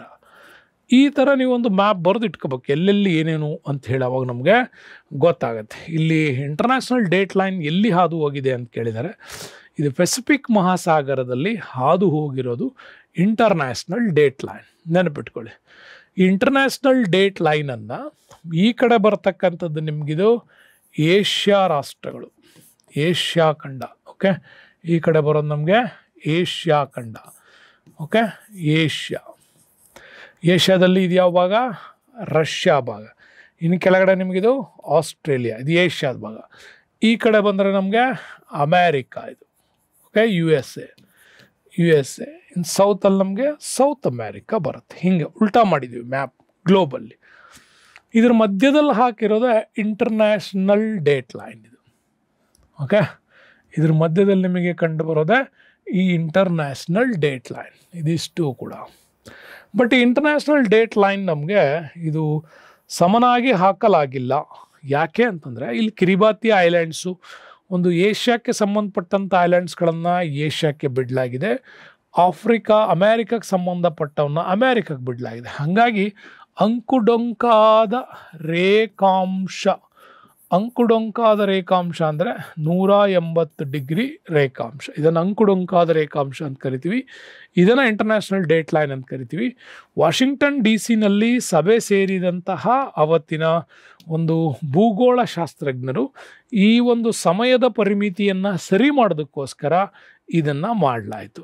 ಇಂಟರ್ನ್ಯಾಷನಲ್ ಡೇಟ್ ಲೈನ್ ಬಗ್ಗೆ ನಮಗೆ ಭಾಳ ಉತ್ತಮವಾಗಿ 8ನೇ ತರಗತಿಯ ಪುಸ್ತಕ ನಿಮಗೆ ಚೆನ್ನಾಗಿ ಅದ್ರ ಬಗ್ಗೆ ಎಕ್ಸ್ಪ್ಲೈನ್ ಮಾಡಿದೆ, ತಿಳ್ಕೊಳ್ಬೋದು. ನೋಡಿ, ಇಂಟರ್ನ್ಯಾಷನಲ್ ಡೇಟ್ ಲೈನ್ ಪ್ರಪಂಚದ ಸಮಸ್ಯೆಯನ್ನು ಮೊದಲು ಪ್ರಮಾಣ ವೇಳೆಯಿಂದ ನಂತರ ಅದರ ವೇಳಾ ವಲಯದಿಂದಲೂ ಕೂಡ ಪರಿಹಾರ ಮಾಡಿದ್ರು. ಹಾಗಾಗಿ 180 ಡಿಗ್ರಿ ರೇಖಾಂಶದ ಮೇಲೆ ಪ್ರಪಂಚದಲ್ಲಿ ಪರ್ಯಟನೆ ಮಾಡ್ತಕ್ಕಂಥವ್ರಿಗೆ ಅವರ ದಿನಾಂಕವನ್ನು ಸರಿದೂಗಿಸಿಕೊಳ್ಳೋ ಉದ್ದೇಶದಿಂದನೇ ಇದನ್ನು ಮಾಡಲಾಯಿತು. ಯಾವ ಸಾಗರದ ಮೇಲೆ ಹಾದು ಹೋಗುತ್ತದೆ ಅನ್ನೋ ಪ್ರಶ್ನೆ ಕೇಳಿದಾರಲ್ವ, ಪೆಸಿಫಿಕ್ ಸಾಗರದ ಮೇಲೆ ಇದು ಹಾದು ಹೋಗುತ್ತೆ. ಬಟ್ ಅಂಕುಡೊಂಕಾಗಿ ಯಾಕಿದೆ ಅಂತಂದರೆ, ಈ ರೇಖಾಂಶದ ಮೇಲೆ ಕೆಲವು ಭೂಭಾಗಗಳನ್ನು ತಪ್ಪಿಸ್ಲಿಕ್ಕಾಗಿ, ಅಂದರೆ ರಷ್ಯಾದ ಭಾಗಗಳನ್ನು ರಷ್ಯಾಕ್ಕೆ, ಅಮೇರಿಕಾದ ಭಾಗಗಳನ್ನು ಅಮೇರಿಕಕ್ಕೆ ಸೇರಿಸೋಕ್ಕೋಸ್ಕರ ಇದನ್ನು ಅಂಕುಡೊಂಕಾಗಿ ಎಳೆಯಲಾಗಿದೆ. ಸೊ ಇಲ್ಲಿ ಹಡಗು ಅಥವಾ ವಿಮಾನದಲ್ಲಿ ಪ್ರಯಾಣ ಮಾಡೋರಾದರೆ ನೋಡಿ, ಈ ಕಡೆ ನಾನು ನಿಮಗೆ ತೋರಿಸಿದೆ ಏಷ್ಯಾದಿಂದ ಈ ಕಡೆ ಅಮೇರಿಕಕ್ಕೆ, USA. ಓಕೆ, ಏಷ್ಯಾದಿಂದ ಅಮೇರಿಕಕ್ಕೆ ಅವನು ಪ್ರಯಾಣ ಮಾಡ್ತಾನೆ ಅಂತಂದರೆ, ಅಂದರೆ ಪೂರ್ವಕ್ಕೆ ಅವನು ದಾಟಿದಾಗ ಏನಾಗುತ್ತೆ ಅಂತಂದರೆ, ಅವನು ಒಂದು ದಿನವನ್ನು 2 ಬಾರಿ ಪಡೆಯುತ್ತಾನೆ. ಈಗ ಅವನು ಏಷ್ಯಾದಿಂದ ಸಂಡೇ ಹೊರಟಿದ್ದಾನೆ ಅಂದರೆ ಇಲ್ಲಿ ಹೋದಾಗಲೂ ಕೂಡ ಸಂಡೇನೇ ಆಗಿರುತ್ತದೆ. ಅಂದರೆ ಒಂದು ದಿನವನ್ನು ಕಳ್ಕೋತಾನೆ ಅಂತ 2 ರಿಸೀವ್ ಪಡೆದ. ಅದೇ ಇವನು ಪೂರ್ವದಿಂದ ಪಶ್ಚಿಮಕ್ಕೆ ಹೋದ ಅಂದರೆ, USA ಆಫ್ರಿಕಾದ ಕಡೆಗೆ 180 ಡಿಗ್ರಿ ಅವನು ದಾಟ್ತಾನೆ ಅನ್ನೋದಾದರೆ ಇಲ್ಲಿ ಅವನು ಒಂದು ದಿನವನ್ನು ಕಳೆದುಕೊಳ್ಳುತ್ತಾನೆ. ನೆನಪಿಟ್ಕೊಳ್ಳಿ. ಹಾಗಾಗಿ ನೀವು ನೋಡೋ ಮ್ಯಾಪಲ್ಲಿ ಈಸ್ಟ್ ವೆಸ್ಟೇ ಬೇರೆ, ಮ್ಯಾಪಲ್ಲಿ ಇದು ಈಸ್ಟು, ಇದು ವೆಸ್ಟು. ನೀವು ಈ ಮ್ಯಾಪ್ ಇಮ್ಯಾಜಿನ್ ಮಾಡ್ಕೊಂಡಾಗ ಇದು ಉಲ್ಟಾ ಆಗುತ್ತೆ. ಗ್ಲೋಬಲೈಸ್ ಮಾಡುವಾಗ ನಿಮಗಿದು ಬೇರೆ. ಗ್ಲೋಬಲಲ್ಲಿ ತೋರಿಸಿರೋ ಮ್ಯಾಪ್ ಪ್ರಕಾರ ಏಷ್ಯಾದಿಂದ ಉತ್ತರ ಅಮೇರಿಕಾದ ಕಡೆಗೆ ಹೊರಟ್ರೆ ಅನ್ನೋದು ನೆನ್ಪಿಟ್ಕೋಬೇಕು ನಿಮಗೆ. ಏಷ್ಯಾದಿಂದ ಉತ್ತರ ಅಮೇರಿಕಾ ಕಡೆಗೆ ಅಂದರೆ ಇದು ಉತ್ತರ ಅಮೇರಿಕಾ, ಇದು ಏಷ್ಯಾದಿಂದ ಉತ್ತರ ಅಮೇರಿಕಾ ಕಡೆಗೆ. ಓಕೆ, ಹಂಗೆ ಬರ್ತಾನೆ ಅಂದರೆ ಅದೇ ದಿನವನ್ನು 2 ಬಾರಿ ಪಡಿತಾನೆ. ಅದೇ ಅವನು ಅಮೇರಿಕಾದಿಂದ ಏಷ್ಯಾದ ಕಡೆಗೆ ಹೋಗ್ತಾನೆ ಅಂದರೆ ಒಂದು ದಿನವನ್ನು ಕಳೆದುಕೊಳ್ಳುತ್ತಾನೆ. ಈ ಕನ್ಫ್ಯೂಷನ್ಸನ್ನು ನೀವು ಗ್ಲೋಬಲ್ಲಿ ಪರಿಹಾರ ಮಾಡ್ಕೊಳ್ಬೇಕು. ಓಕೆ, ಸೊ ನೆಕ್ಸ್ಟ್ ಬರೋಣ. ಮತ್ತೊಂದು ಇಂಪಾರ್ಟೆಂಟ್ ಕ್ವಶನ್ಸ್, ಬಹಳ ಚಂದ ಪ್ರಶ್ನೆಗಳಿದೆ. ಜಗತ್ತಿನ ಯಾವ ಅತಿ ಒಣ ಪ್ರದೇಶದಲ್ಲಿ ಕಳೆದ 400 ವರ್ಷಗಳಿಂದಲೂ ಮಳೆಯು ಕಂಡು ಬರುವುದಿಲ್ಲ? ಈಗ ತಾನೇ ನಿಮಗೆ ಇದನ್ನು ಕೇಳಿದೆ ನಾನು. ಸಹಾರಾ ಮರುಭೂಮಿ ಆಫ್ರಿಕಾ, ಥಾರ್ ಮರುಭೂಮಿ ಭಾರತ, ಅಟ್ಕಾಮ ಮರುಭೂಮಿ ಚಿಲಿ, ಮತ್ತು ಡೆತ್ ವ್ಯಾಲಿ ಇದು ಎಲ್ಲಿ ಬರುತ್ತೆ? ಅಮೇರಿಕಾ US ಬರ್ತದೆ. ಯಾವುದು ಅಂತ ನೋಡೋದಾದರೆ ನೋಡಿ, ಅಟ್ಕಾಮ ಮರುಭೂಮಿ ಚಿಲಿನಲ್ಲಿ ಬರ್ತದೆ. ಇದು ದಕ್ಷಿಣ ಅಮೇರಿಕಾದ ಒಂದು ಪಶ್ಚಿಮ ಕರಾವಳಿಯಲ್ಲಿ ಬರ್ತಕ್ಕಂಥ ಪ್ರದೇಶ ಈ ಅಟ್ಕಾಮ. ಇಲ್ಲಿ ನಮಗೆ ಆ ಮರುಭೂಮಿಯಲ್ಲಿ ಕಳೆದ ಅನೇಕ ವರ್ಷಗಳಿಂದ, ಸುಮಾರು 400 ವರ್ಷಗಳಿಂದ ಅಲ್ಲಿ ಮಳೆ ಆಗಿಲ್ಲ. ನೋಡಿ, ಚಿಲಿ ಬರೋದು ಇಲ್ಲಿಂದ ಹಿಡಿದುಬಿಟ್ಟು ಚಿಲಿ ಇಲ್ಲಿಯವರೆಗೂ ಕೂಡ ಬರ್ತದೆ. ಇದಿಷ್ಟು ಕೂಡ ಚಿಲಿ. ಇದು ಓಕೆ. ಚಿಲಿ ಇದರ ರಾಜಧಾನಿ ಸ್ಯಾಂಟಿಯಾಗೋ ಅಂತ ಕರಿತೀವಿ. ಸ್ಯಾಂಟಿಯಾಗೋ ಇದರ ಪ್ರದೇಶ. ಇಲ್ಲಿ ನಮಗೆ ಬರ್ತಕ್ಕಂತಹ ಮರುಭೂಮಿ ವಲಯ ಏನಿದೆ, ಇದು ಕಳೆದ 400 ವರ್ಷಗಳಿಂದಲೂ ಮಳೆಯನ್ನು ಪಡೆದಿಲ್ಲ. ಹಾಗಾಗಿ ಬ್ರೆಜಿಲ್ ದಕ್ಷಿಣ ಅಮೆರಿಕಾದಲ್ಲೇ ಅತ್ಯಂತ ದೊಡ್ಡ ರಾಷ್ಟ್ರ. ಎರಡನೇ ದೊಡ್ಡ ರಾಷ್ಟ್ರ ಅರ್ಜೆಂಟೈನಾ. ಬ್ರೆಜಿಲ್ ರಾಜಧಾನಿ ಬ್ರೆಸಿಲಿಯಾ, ಅರ್ಜೆಂಟೈನಾದ ರಾಜಧಾನಿ ಬ್ಯೂನಸ್ ಐರಿಸ್. ಇದು ಕೂಡ ನಿಮಗೆ ನೆನಪಿರಲಿ. ಮುಂದೆ ಮತ್ತೆ ಆ ಪ್ರಶ್ನೆ ಬಂದಾಗ ಡೀಟೇಲ್ ಹೇಳೋಣ. ಈ ಕೆಳಗಿನ ಯಾವ ಖಂಡದಲ್ಲಿ ಪೆರು ದೇಶವು ಕಂಡು ಬರುತ್ತದೆ? ನೋಡಿ, ಅದೇ ಕೇಳಿದಾನೆ. ದಕ್ಷಿಣ ಅಮೆರಿಕ, ಉತ್ತರ ಅಮೆರಿಕ, ಆಫ್ರಿಕಾ, ಏಷ್ಯಾ ಅಂತ ಬಂದರೆ ಪೆರು ದೇಶ ಬರ್ತಕ್ಕಂಥದ್ದು ದಕ್ಷಿಣ ಅಮೇರಿಕಾದಲ್ಲಿ. ನೆನಪಿಟ್ಕೊಳ್ಳಿ, ಎಲ್ಲಿ ಬರುತ್ತೆ? ದಕ್ಷಿಣ ಅಮೇರಿಕಾದಲ್ಲಿ. ದಕ್ಷಿಣ ಅಮೇರಿಕಾದ ಮ್ಯಾಪ್ ನೋಡಿದ್ರೆ ನಿಮಗೆ ಕ್ಲಿಯರ್ ಆಗಿ ಗೊತ್ತಾಗತ್ತೆ. ನೋಡಿ, ಬ್ರೆಜಿಲ್ ಬರುತ್ತಲ್ವ, ಬ್ರೆಜಿಲ್ ಇದು ವೆರಿ ಇಂಪಾರ್ಟೆಂಟಾಗಿ ನಾವು ನೋಡ್ತಕ್ಕಂತಹ ದಕ್ಷಿಣ ಅಮೇರಿಕಾದ ಅತ್ಯಂತ ದೊಡ್ಡ ರಾಷ್ಟ್ರ ಯಾವುದು? ಬ್ರೆಜಿಲ್. ಇಲ್ಲಿ ಹರಿತಕ್ಕಂಥದ್ದೇ ನಮಗೆ ಅಮೆಜಾನ್ ನದಿ. ಯಾವುದು? ಅಮೆಜಾನ್ ನದಿ ಕೂಡ ಇಲ್ಲೇ ಬರೋದು. ಬ್ರೆಜಿಲ್ನ ರಾಜಧಾನಿ ಬರೋದೆ ಬ್ರೆಸಿಲಿಯಾ ಅಂತ ಕರಿತೀವಿ. ಇಲ್ಲಿ ಮಕರ ಸಂಕ್ರಾಂತಿ ವೃತ್ತ ಹಾದು ಹೋಗುತ್ತೆ. ಇಲ್ಲಿ ಮಕರ ಸಂಕ್ರಾಂತಿ. ಓಕೆ, ಇದ್ರ ಕೆಳಗೆ ಬರೋದು ಅರ್ಜೆಂಟೈನಾ ಏನಿದೆ, ಇದು ಎರಡನೇ ದೊಡ್ಡ ರಾಷ್ಟ್ರ. ಓಕೆ, ಅದು ಬಿಟ್ಟರೆ ನಮಗೆ ನೋಡಿ ಇಕ್ವೆಡಾರ್ ಬರುತ್ತೆ ಈ ಭಾಗದಲ್ಲಿ. ಇಕ್ವೆಡಾರ್. ಇಲ್ಲಿ ನಮ್ಗೆ ಕೇಳಿರೋ ಪ್ರಶ್ನೆ ಇದೇನೇ ಪೆರು ರಾಜಧಾನಿ ಲೀಮಾ ಬರುತ್ತಲ್ಲ, ಅದು ಪೆರು ಇಲ್ಲೇನೆ ಬರೋದು. ಪೆರು ಕೆಳಗಡೆ ಬರೋದೇ ಚಿಲಿ. ನೋಡಿ, ಭಾಳ ಸಿಂಪಲ್ ಇದು. ಚಿಲಿ, ಪೆರು, ಇಕ್ವೆಡಾರ್. ಮೇಲೆ ಹೋದ್ರೆ ನಮಗೆ ಕೊಲಂಬಿಯಾ ಬರುತ್ತೆ. ಇದಿಷ್ಟು ಕೊಲಂಬಿಯಾ. ಇಲ್ಲಿ ನಮಗೆ ಬರ್ತಕ್ಕಂಥದ್ದೇ ಪನಾಮಾ ಟ್ಯುನಲ್ಸ್ ಬರ್ತದೆ, ಪನಾಮಾ. ಇದ್ರ ಪಕ್ಕದಲ್ಲಿ ಬರೋದೇ ವೆನಿಜುವೆಲಾ. ಕಾಂಪಿಟೇಷನ್ಸ್ ತುಂಬ ಇಲ್ಲಿ. ವೆನಿಜುವೆಲಾ ಸುಂದರಿಯರ ಕಾಂಪಿಟೇಷನ್. ಇಲ್ಲಿ ಗಯಾನಾ ಬರುತ್ತೆ. ಅದರ ಪಕ್ಕದಲ್ಲಿ ನಮಗೆ ಫ್ರೆಂಚ್ ಗಯಾನಾ ಬರುತ್ತೆ. ನಾಸಾ ಸೈಂಟಿಸ್ಟ್ಗಳ ಒಂದು ಪ್ರಮುಖ ಉಡಾವಣಾ ಕೇಂದ್ರ. ನಿಮಗೆ GSLVಗಳೆಲ್ಲ ಬರ್ತಾವಲ್ಲ, ಇಲ್ಲಿ ಬರ್ತದೆ ನಮಗೆ ಫ್ರೆಂಚ್ ಗಯಾನಾ. ಇದು ಸಮಭಾಜಕ ವೃತ್ತದ ವಲಯ. Okay, 0 degree. ಇಲ್ಲಿ ಫ್ರೆಂಚ್ ಗಯಾನಾ. ಸುರಿನಾಮ್ ಬರ್ತದೆ ಇಲ್ಲಿ. ಓಕೆ, ಇನ್ನಿಲ್ಲಿ ಬಂದರೆ ನಮಗೆ ಉರುಗ್ವೆ ಇದು ಬರ್ತದೆ. ಕರಾವಳಿ ಇಲ್ಲದೇ ಇರುವ, ನೆನ್ಪಿಟ್ಕೊಳ್ಳಿ, ದಕ್ಷಿಣ ಅಮೇರಿಕಾದಲ್ಲಿ ಯಾವ 2 ರಾಷ್ಟ್ರಗಳಿಗೆ ಕರಾವಳಿ ಇಲ್ಲ ಅಂತ ಕೇಳ್ತಾನೆ. ಯಾವ 2 ರಾಷ್ಟ್ರಗಳಿಗೆ ಕರಾವಳಿ ಇಲ್ಲ ಅಂತಂದರೆ, ಒಂದು ಬೊಲಿವಿಯಾಕ್ಕೆ ಇಲ್ಲ, ಇನ್ನೊಂದು ಪರಾಗ್ವೆಗಿಲ್ಲ. ಮತ್ತು ಉರುಗ್ವೆಗಿದೆ. ಉರುಗ್ವೆ ನೆನ್ಪಿಟ್ಕೊಳ್ಳಿ, ಮೊಟ್ಟ ಮೊದಲ FIFA ವರ್ಲ್ಡ್ ಕಪ್ ಗೆದ್ದವರೇ ಉರುಗ್ವೆನವರು. ಹಾಗಾಗಿ ಇಲ್ಲಿ ಪರಾಗ್ವೆ ಬರ್ತದಲ್ಲ, ಪರಾಗ್ವೆಗೂ ಮತ್ತು ಈ ಬೊಲಿವಿಯಾ ಬರುತ್ತಲ್ಲ, ಬೊಲಿವಿಯಾ ಮತ್ತು ಪರಾಗ್ವೆ, ಇವು ಎರಡಕ್ಕೆ ಇಲ್ಲಿ ಕರಾವಳಿ ತೀರ ಇಲ್ಲ. ಇವನ್ನ ಲ್ಯಾಂಡ್ ಲಾಕ್ಡ್ ಸ್ಟೇಟ್ಸ್ ಅಂತ ಕೂಡ ಕರೀತಾರೆ. ಎರಡು ಯಾವುದು? ಬೊಲಿವಿಯಾ ಮತ್ತು ಪರಾಗ್ವೆ. ಇನ್ನು ಉಳಿದವೆಲ್ಲವೂ ಕೂಡ ನೀವು ಬಹಳ ಈಸಿಯಾಗಿ ಸೌತ್ ಅಮೇರಿಕಾವನ್ನು ಚೆನ್ನಾಗಿ ತಿಳ್ಕೋಬಹುದು. ನೆಕ್ಸ್ಟ್ ಬೇಡ 116. ತುಂಬ ಒಳ್ಳೆ ಪ್ರಶ್ನೆ. ಲಿಗ್ನೈಟ್ ಈ ಕೆಳಗಿನ ಯಾವುದರ ಒಂದು ರೂಪ? ಕಬ್ಬಿಣ, ತಾಮ್ರ, ಅಲ್ಯೂಮಿನಿಯಂ ಮತ್ತು ಕಲ್ಲಿದ್ದಲು ಅಂತ ಕೊಟ್ಟಿಯಾನಲ್ವಾ. ಇದು ಕಲ್ಲಿದ್ದಲಿನ ಒಂದು ರೂಪ. ಕಲ್ಲಿದ್ದಲಿನ 4 ವಿಧಗಳಲ್ಲಿ ಲಿಗ್ನೈಟ್ ಕೂಡ ಬರ್ತದೆ. ಕಲ್ಲಿದ್ದಲಿನ 4 ನೋಡಿ. ಕಲ್ಲಿದ್ದಲಿನಲ್ಲಿ ಬಂದರೆ ಆಂಥ್ರಾಸೈಟ್, ಬಿಟುಮಿನಾಸ್ ಮತ್ತು ಪೀಟ್ ಬರ್ತದೆ. ಹಾಗೆ ಕಬ್ಬಿಣದಲ್ಲಿ ಬಂದರೆ ಹೆಮಾಟೈಟ್, ಮ್ಯಾಗ್ನಾಟೈಟ್, ಸಿಡ್ರೈಟ್, ಲಿಮೋನೈಟ್ ಬರುತ್ತೆ. ವೆರಿ ಟಾಪ್ ಕ್ವಾಲಿಟಿ ಅಂತಂದರೆ ನಿಮಗೆ ಮ್ಯಾಗ್ನಾಟೈಟ್ ಕೂಡ ಬರ್ತದೆ. ಭಾಳ ಹೇಳುವಾಗ ಸಿಂಪಲ್ಲಾಗಿ ನಾವು ಹೇಳ್ತಾ ಇರ್ತೀವಿ, ಮೊನಾಲಿಸಾ ನೋಡಿದ್ದೀರೇನಪ್ಪ ಅಂತ. ಅವರಿಲ್ಲ ಅಂದಾಗ ಹೋಗಲಿ ಹೇಮಾಲಿಸಾನಾರು ನೋಡ್ಕೊಂಬನ್ನಿ ಅಂತೀವಿ.